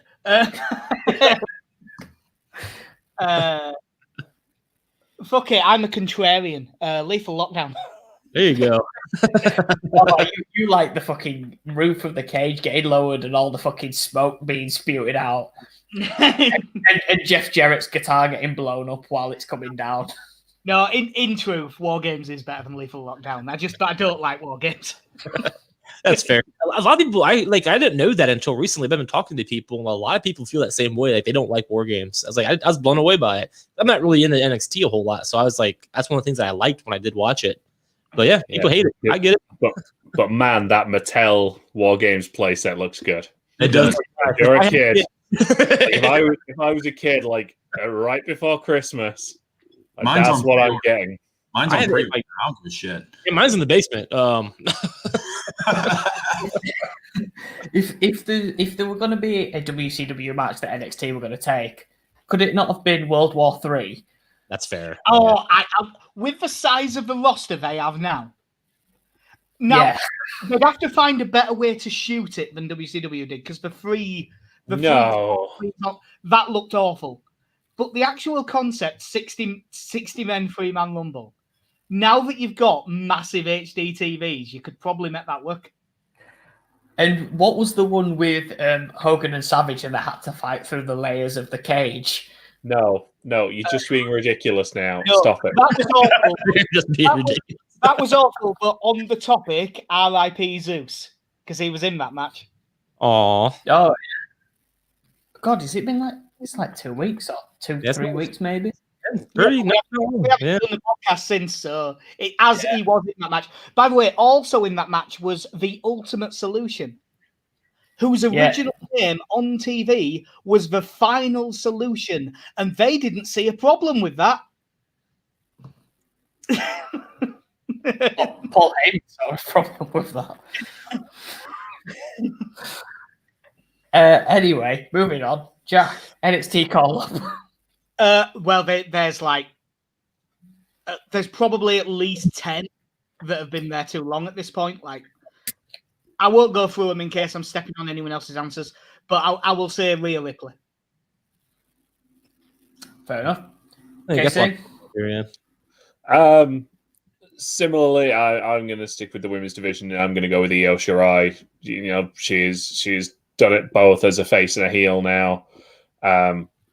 Loved her at War Games, just getting into a trash can and jumping at people. That's one of my favorite offenses. That could, tell you what, if someone would have got pinned off that would have been my finisher of the year. I'm not gonna lie, I really wanted those guys once you put the trash can on just to split ways and let's let her fucking take the hit. But you know what? Just 7 people looking like, what's this dick doing? I don't know. Her to do it onto 9 Mizes. You know what? If she hadn't done a crossbody and she went for a moonsault as well. Oh man, if she'd have done a moonsault in that thing, she could have landed fucking anywhere. No, dude, she could have ended up in the NXT universe. Like, who knows? Anyway, yeah, that's the problem. Io Shirai didn't even have the best moonsault of the people in War Games because Pat McAfee he's got a Kurt Angle moonsault. Dude, he just sat in the air for a minute. Surprisingly graceful. It was surprisingly graceful. Like I couldn't believe it. Like, holy shit, that was picture perfect, man. It was crazy. In all seriousness, WWE, put Pat McAfee on the main roster. He's fucking awesome. Get him to win Rumble, man. Get him in the Rumble. We have McAfee like 3 weeks ago. You got to calm down. They're going to do that. Pat McAfee will be in the Rumble this year. He will be. If bookies are taking odds and it's bigger than even money, I'm backing that. Can we have McAfee versus McIntyre at Mania? I agree with that. He's stepping up. He's actually taken off more than I thought. I'm just trying to think, for Americans, is even money plus 100? If you put on 100, you'd win 100. Yeah. Yeah. I'm not great with American odds. I would try to convert it. I'm just not great with it. I'm not great with anything odds, but he's good. See your NXT call up. Oh, you just said Io Shirai. What am I on about? Josh? I had Priest. I started. Yeah. Oh. Get it together. I don't. Got it, Alex. You know what? We went on a massive tangent. I had no idea where the fuck we were at. Yeah, because that's the first time that happened tonight. Fuck off. Lou said Undisputed Era. All 4 of them. I agree with that. Yeah. I like that. They were one of the sort of 10 or so that I had in my head when I said there's loads that should. You want to help Raw, you got to put all 4 guys there. Dude, imagine Undisputed Era versus the Hurt Locker. That'd be really good. Well, I don't know what you call Retribution. Retribution. Shouldn't even exist anymore. Speaking of Retribution, Damian Priest. Archer. Yeah, Retribution. Someone who will be released. Probably T-Dog. What your name is T-Dag, T-Dag, T-Bag, T-Bar. Yeah, why would you say such stupid things? It's obviously T-Bar. Like, come on. I seriously was thinking Teabag, but that's from Prison Break. But you know how that goes. Right. So we started with RSH last time. Casey, someone who's going to be released. Again, like Jack said, with people to be called up, there's a lot of people you could put on this list that WWE would probably not miss. And I suspect this guy will be doing good lucha things elsewhere by the end of the year. I think Kalisto is going to be future endeavored. Not gonna lie, I forgot he existed. So that makes sense. Exactly. Unless I don't watch 205 Live, so I don't know. Unless he's propping that thing up, I don't know what he does. He's not even on there. So yeah. And when you look at the SmackDown roster as well, it's not deep. It's surprisingly small. And listed on there is Kane.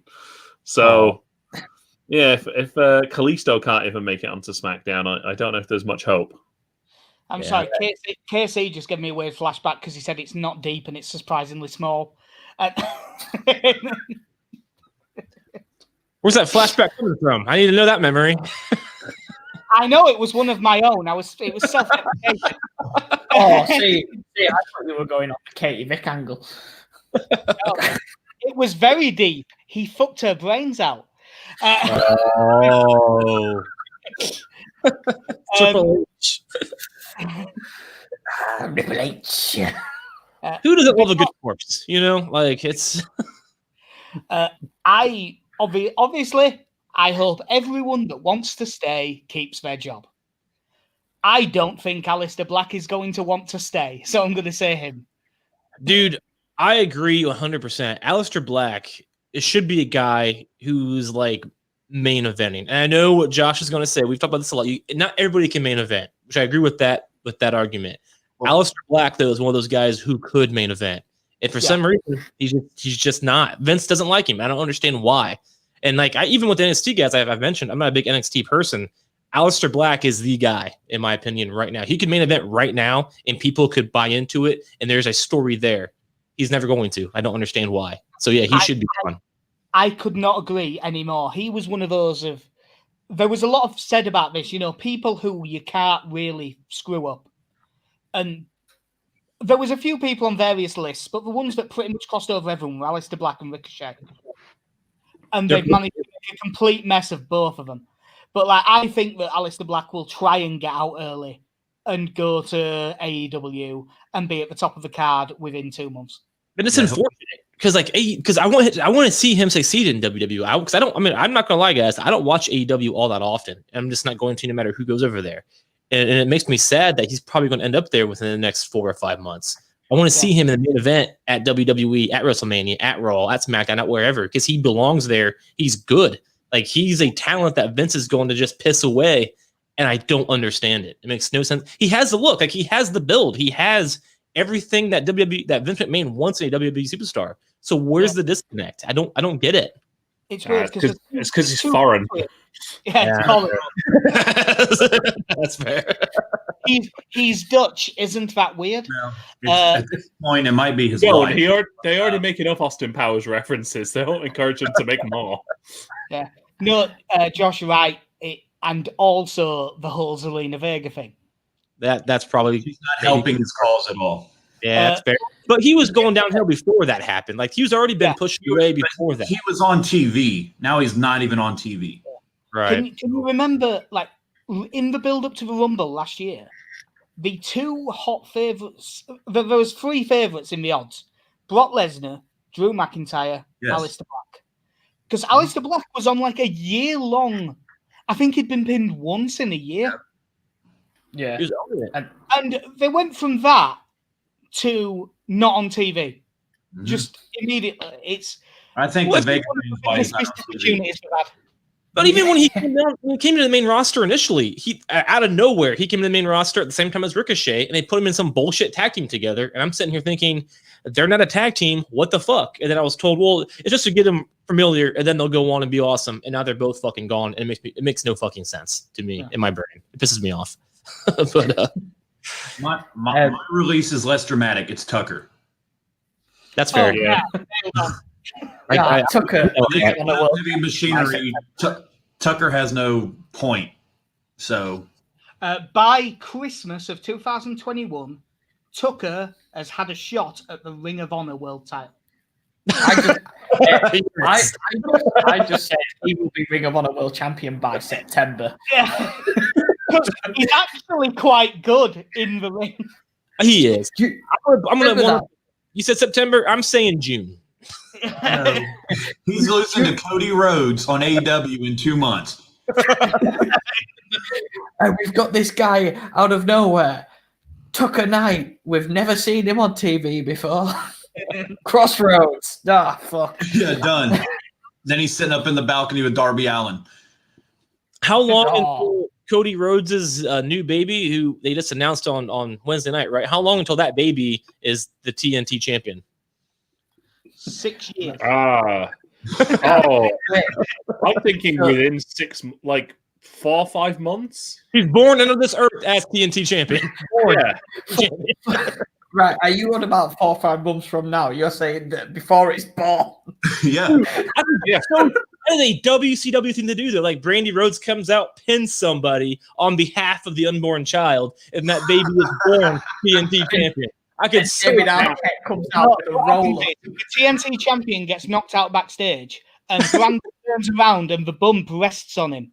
And it's not WCW. What it is the DDT metalweight championship. that one that a ladder won once. Right. I'm saying now though, because the feud you want to build up to, and you know you want them to get a few years under their belt. So let's let this kid get to 7, 8 years old. There you go. And then you book the kid against Maxwell Hardy. That's the feud.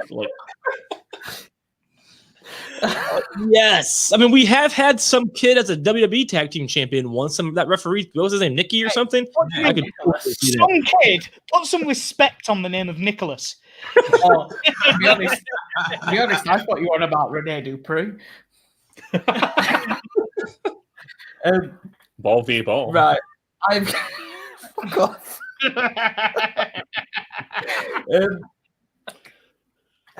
I was going to pick the same guy that Daryl's picked. Unprofessional. it is porn videos. Why? But seriously though, why is Lars Sullivan still around? That dude is a joke. Have you seen how big he is? If the dude's anxiety keeps him off TV, clearly he's not meant for this business. What the fuck? To quote Good Charlotte, McDonald's wouldn't even want to take him back. Hang on. So are you saying that by the end of 2021, Lars Sullivan will be the mayor of DC? No, I'm thinking more like US champion or Intercontinental champion. But wait, you don't see Omega versus Lars at the next Full Gear? I see Lars Sullivan main eventing the verified Pornhub videos by 2022. Oh, you know what? We're back on porn again. Listen, AEW's booking. They're going to rebrand him as Mars Sullivan. He's from another planet. Kenny is obviously from another planet because he comes out doing this, and nobody knows what he's saying. Kenny Omega sucks. Kenny Omega's promo skills are about as good as the promo skills this Spider-Man cup I have right here. The only thing that's good is letting enhancement talent kick out of his finishing moves. So he goes to AEW. No one has kicked out of Kenny Omega's finisher in 12 years. I'm not talking about the 7-winged angel that Meltzer gets hard for. I'm talking about that squash match they had on AEW where the enhancement talent kept kicking out of all his signature moves. Yeah. So he goes to AEW, becomes Mars Sullivan, takes Road Dogg's humping pump handle slam, wins the world title. I mean, if you're going to go with the space gimmick, you've got to get Chris Statlander in there somewhere as well. But I would also feel sorry for her being put in that situation. Yes, and then both of them could be brought to the ring by Chief Morley. You're burying you're like WWE creative. You ruined my whole gimmick. Right. Anyway, my release is Chad Gable. Hey, fuck you. Chad Gable's awesome. No, right. And that's why he's going to leave. That's a good point. Yeah. Is No one loves Chad Gable here more than I do. that fair? All right. I love that man. That man is one of the best wrestlers around. I agree with that. Someone please do something with him. Help him. Don't get me wrong, he is better than being compared to someone else because he is Correct. really. But how the fuck they managed to get another Kurt Angle and do fuck all with him? He's absolutely. Steroids. Kurt Angle did steroids. Chad Gable doesn't. That's the difference. Him and John Silver. John Silver. That's the team I want. What, Chad Gable and John Silver? Yes. Why? I Still want Chad those Gable? two. Dude, I love Chad Gable. Like when he went to Shorty G, I got pissed. Like, I wanted to stop watching wrestling after that. Like it pissed me off. Like what the fuck? He is seriously like Chad Gable and what's the dude who teamed up with Daniel Bryan there? Hang on, Jack. Is your cat in America now? Her name is her name is Texas. It appears so. She jumped ship. She went across the border. See, Josh shed Mars, and all of a sudden he's gone to America. Right. American Alphas, Chad Gable and Jason John was my favorite thing about NXT at that point. Like those two had such amazing chemistry. Absolutely. So it's like Team Angle, man. I mean, they had the potential to be the next big thing, and then WWE'd them, and now it's a fucking joke. And now one of them is Kurt Angle's son. Somehow. What's that? Angle has a worse neck. Yeah. Oh, damn, that's dark. What's that Family Guy episode? My Black Son. No, if you ever see me in person, I am not in Chad Gable's training program. Yeah, isn't what Chad Gable is all about. We had a wrestling company over here called Grapple, which is no longer a thing anymore. It is fine. It's gone. Abandoned due to COVID.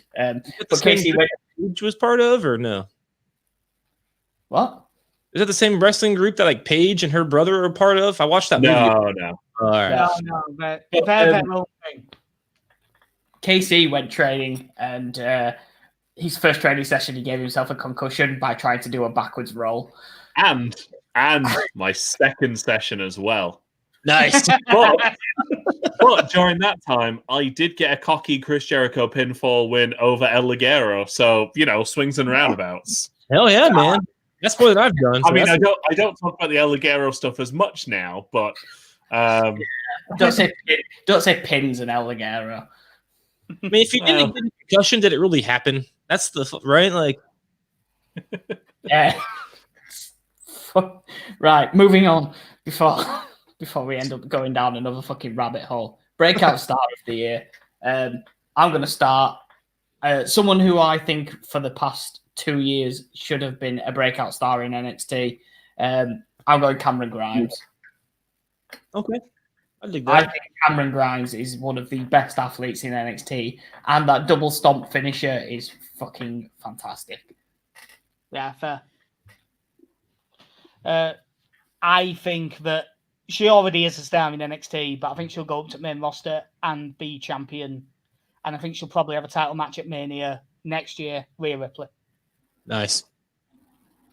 I'm gonna throw out my first and last honorable mention to this because I wanted to go with Kyle O'Reilly as more of a single star and have kind of a breakout there since his match with Finn Balor this year, and obviously they're having another go. But I'm actually going to go to AEW, and someone I spoke about with Jack, I'm going with Powerhouse Hobbs as just, my God, that man is an absolute tank.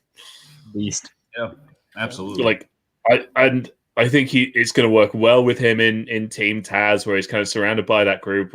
Where you've got, obviously Taz is kind of the mouthpiece. You got Ricky Starks, who's this tiny, cocky dickhead. You got Brian Cage there, who is another monster. That's a great thing for Hobbs. You put him with them, turn him face, and have him beat Brian Cage, and he's a star. Yeah, that's fair. I think Team Taz is probably my favorite faction on AEW. To be honest with you, I've always been a Taz fan since I didn't watch ECW, but since his debut in WWF when he attacked Kurt Angle at the Rumble, I love Taz. So he's probably my favorite AEW personality right now. Well, I mean, he does have a split personality. There's casual commentary Taz, and then there's no, mate, you're in the ring now. Oh, got to be super serious, Taz. Fair. When you don't have a neck, that's kind of how you have to be. You have to kind of figure out your shit. Yeah. You're right. I like seeing Taz being used because, like you said, from one of the first wrestling VHSs I had was the 2000 Royal Rumble. So obviously, and you opened that with the Taz win, and then you kind of saw what his WWE career turned into. So it's quite nice that he's got like an actual non-commentary role again. Because I think having watched this, he really does have something to offer. I agree. He's one of those guys. I like his podcast back in the day too, actually. But he's just one of those guys. I like him. Doesn't matter what he's saying. I agree with what he says when he's being his real self, I guess. Then when he's in the ring, he just gets the psychology of wrestling, I think. And so if he has a goal or a direction, he can do that. Unlike some people who have a direction, but they kind of fuck it up. Kind of like Drew McIntyre when he first became champion. There was no real direction. Taz gets it, so you just kind of connect with what he's doing, if that makes sense. I might be rambling. I don't know. It was always great. Like you mentioned his podcast as well. I used to love when they do the him and Mike Tenay would do the fantasy drafts. Oh yeah, just listening to those two talk about wrestling and why they're into certain characters and gimmicks and stuff like that's the sort of thing I could listen to so easily. That's absolutely. Mike Tenay is on my dream list to be able to podcast with. I want to do an interview with Mike Tenay. If there's anyone out there that can get that set up, I want that to happen. I want to talk to Mike Tenay about wrestling. I get it, man. My dream is the same, but with Chris Jericho. For some reason, I just want to talk to Chris Jericho about wrestling and Ghost. That's my goal in life. Yeah, I do. But I don't want him to interrupt me every 15 minutes to plug a different fucking sponsor. Fair. Listen to that shit. I agree with that. He has fucking 20, doesn't he? Jesus Christ, we get it. You like fucking. Speaking of which, if you like steak salt, right? Yeah. I like steak salt too, and here's why I like this one. Jesus, we get it, man. You like to trim your body hair. Come on. You got cats. If you have cats like me, here's the kind of cat litter to get. He's speaking to X-Pac and he'd be like, "Oh yeah, an X-Pac likes weed, and if you like weed, go down to the Dollar Tree because Dollar Tree do fucking banging weed." Yeah, Dollar Tree does weed. I've been missing something in Portland. All right, hey, listen, this is a great segue. Speaking of weed, my breakout star is Matt Riddle. Nice. Nice. Bro nuts. Out of all the NXT guys that gets called up and they kind of get lost in this shuffle, my three I had was Riddle, Keith Lee, and Damian Priest. Keith Lee, we'll see. Priest, like Chuck said earlier, I think he's got everything that gets Vince excited with a talent from NXT. Yeah, he's perfect, whatever. But Riddle, you can kind of see they're utilizing him every week. Vince obviously finds him entertaining, which he is. He's very entertaining. He's funny. He has that personality that can connect with people at any age. He doesn't really care, but when push comes to shove, the dude can fight. And I think he's going to take the U.S. strap off of Lashley, too. And he calls out Brock. He calls out Goldberg. He has the social media presence, too. He creates a buzz. Get it? Buzz. Anyway, he's got everything you need to be a star in the WWE. And he actually has reports say that Vince is 120% behind him. So I think Riddle's I think at some point in 2021, he's going to be the world champion on Raw. I'm going to argue. Bold. I mean, I'm not arguing with I don't think he'll be world champion just because, I mean, they've really stopped making that title a hot potato and like the one guy had it for a long time. Mahal was world champion. Matt Riddle can do it. Yeah, nobody liked Jinder Mahal. Disrespect the modern day Maharaja. I will say Matt Riddle, I have really come around. You guys probably don't know this, but I used to hate Matt Riddle quite a bit. I have like a phobia. I can't even say the word, but I hate feet. And his whole gimmick revolves around that. So I've been wanting to get fired for a long time. Dude, his feet have their own pyro. I can't handle You're the polar opposite to me as a man who is attempting to live every day living in a pair of slides and shorts. I have a lot of respect for someone like Matt Riddle. He is living my perfect life right now. Honestly, where else then? I have to fast forward. Honestly, to God, I fast forward his entrance because of that fucking shoe shot or flip flops or whatever the fuck. Pyro. Fast forward that. I can't watch it. I can't. And his matches gross me out. But his backstage segments are fucking amazing. So if all this dude could do, if he could just get some like fucking surfer water socks, we'd be good to go. I could watch his shit again and I'd enjoy him way more. But I can't handle the barefoot thing, and it grosses me out. But his backstage shit legit makes me LOL. Like I LOL out loud. You know what I mean? Like he's awesome backstage, and his ring work you can argue with, and he's a legit fighter. And fuck Brock Lesnar and Goldberg, and he calls them motherfuckers out too. So yeah, like Josh said, I'm all in with Matt Riddle as well. Sorry, I was laughing out loud. Laughing out loud. That's a lot of out loud. That's a lot of LOLs, right? That's what we do. That's what we do in America. Somebody sends us something, it's like, what an idiot. LOL. All right, please. I was also laughing at the 12 Days of Wrestling Christmas. Do you want to hear the 12 Days of Wrestling Christmas? Why not? Okay. 12 curb stomps, 11 pipers piping, 10 luchas leaping, 9 divorce segments, 8 Saudi princes, 24/7, 630 splashes, 5 moves of doom, 4 horsemen, 3 MB, 2 young bucks, and an RKO out of nowhere. Nice. Dodgy ground with the Saudi princes, but apart from that, not bad. Also, I believe it's been well established in wrestling kayfabe that it is actually 5 seconds of the people chanting The Rock's name. Yeah, but fuck off. Is anyone left to pick the breakout star of the year? I don't think so. I stopped paying attention, so I don't know. Oh God, I feel what? I've lost all track of everything, but that must be the end. That's it. We did it. Over in UK, it is 3 a.m. In the US, it is 3 p.m. Right, and that will do it for your pre-show, man. 10 minutes later, as we preview 2021 from 7 to 2 in the morning Eastern time. Right, Alex, I'm serious. I've never needed a piss more badly in my life. I've gained 42 pounds of water weight on this show. So if he has done his goodbyes by the time we get back, in a bit. Right.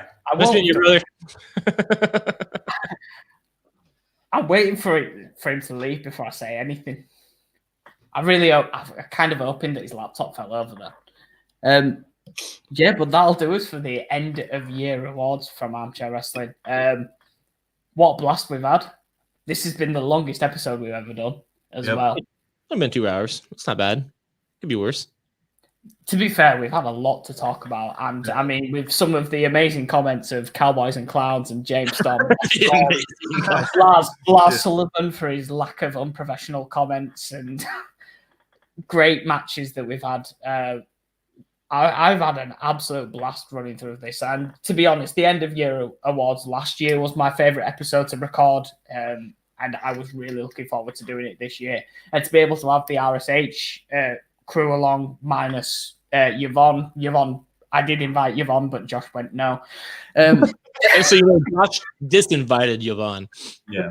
Uninvited. I don't know words. I book her. Look, RSH books our women just like AEW books theirs. They don't exist. What? There's only one. There's only AEW has one as well. So she's what's pregnant. the point? So, But again, for Armchair Wrestling 2020, I mean, 2020 has been a horrible year for everybody that's been involved with it. We've had this horrible pandemic that really kicked off in March for everybody around the world. And it's meant that people have not been able to see loved ones, and it's kind of disrupted everyone's way of life. But for the podcast point of view, we've had a fantastic year. Like we've been able to interview some household wrestling names, and I want to thank people like Mark Mero, Ken Shamrock, Devon Dudley, Al Snow, not Davey Richards, who disappeared and didn't show up. Big shout to Tyson Kidd in 2020. He's a good guy too. Yeah, Liam Slater and Eve Black, who did a fantastic podcast with us about the Speaking Out movement, it's incredible.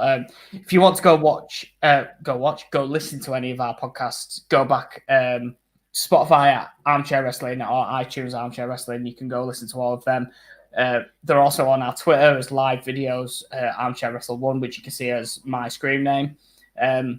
But yeah, this'll do us for the Armchair Wrestling End of Year Awards. We've been joined by Chuck and Josh Winchester. Chuck Winchester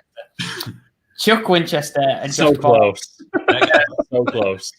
They're calling you me, dude. I mean, one of them's the world champion and the other one's Chuck. Okay, UK. But they're RSH. They're live on the Buzz every Thursday, so you need to check them out. You can also go and follow them on Twitter at RSH Wrestling. Fantastic wrestling show that I've been on a few times. They're the same as us. They talk shit about wrestling, and it's great to listen to. So hey, do not insult them by saying they're the same as us. Listen,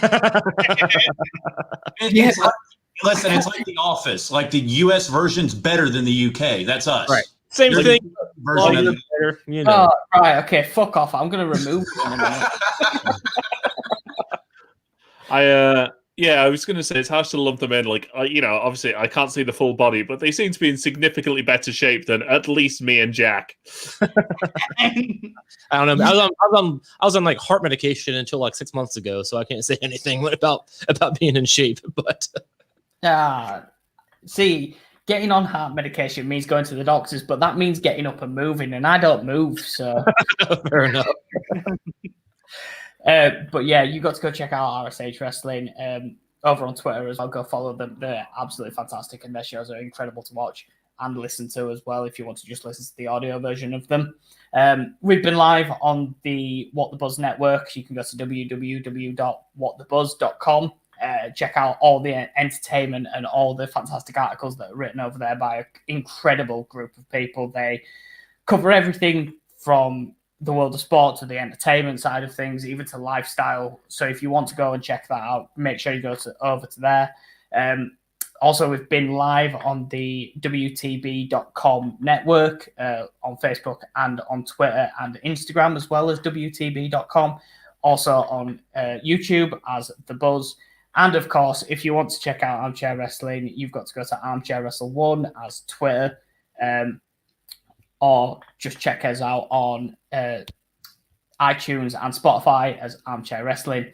Jack and KC do their football podcast, which I was luckily invited on Thursday, which is Mighty White's podcast, which is a football one, because as soon as I put that up and said Mighty White's podcast in the chat, that got a whole load of responses that was not football related. Yeah, I promise it is not white supremacy. I promise. Unless that is Leeds' supremacy, then I'm okay with that. One final comment before we go. Lou said, great stream, guys. Thank you. And thank you to everybody that tuned in and sent comments through and joined in on this hell of a ride through the 2020 that we've been through. And it's been a blast to talk about wrestling with you guys. So as always, Josh and Chuck from RSH Wrestling. Hey, man, thank you guys so much for having us on the show. It was a pleasure to meet KC and Jack, who I've not actually talked to before. So you guys are fucking awesome. I love Armchair Wrestling. And again, thanks for having us on the show. We appreciate it, man. Yep. Let's hope for a better 2021. Yeah, hopefully, mate. Hopefully. Yeah, and I'm sure that even if no matter what the 2021 brings, when it comes to the end of year awards next year, you guys will be invited back. I I don't appreciate want it. to clear it away. I don't think we will be. Yeah. I should have said that. I definitely have them back on. They're carrying us. So Yeah. Don't physically carry us, for God's sake. You'll have to have the medication again. Yeah, it's been great podcasting with you guys. Like you said, for me and Jack, it's our first time chatting to you guys, but it's been a lot of fun. Absolutely. Pleasure is all on this end of the camera, man. But as always, we've been joined by Lukewarm, Jack Robshaw, in a bit. by Mr. SoCo Uncensored himself, KC. Have a good one, guys. Take care, guys. And from me, we'll see you next time. If it ever wants to end the broadcast.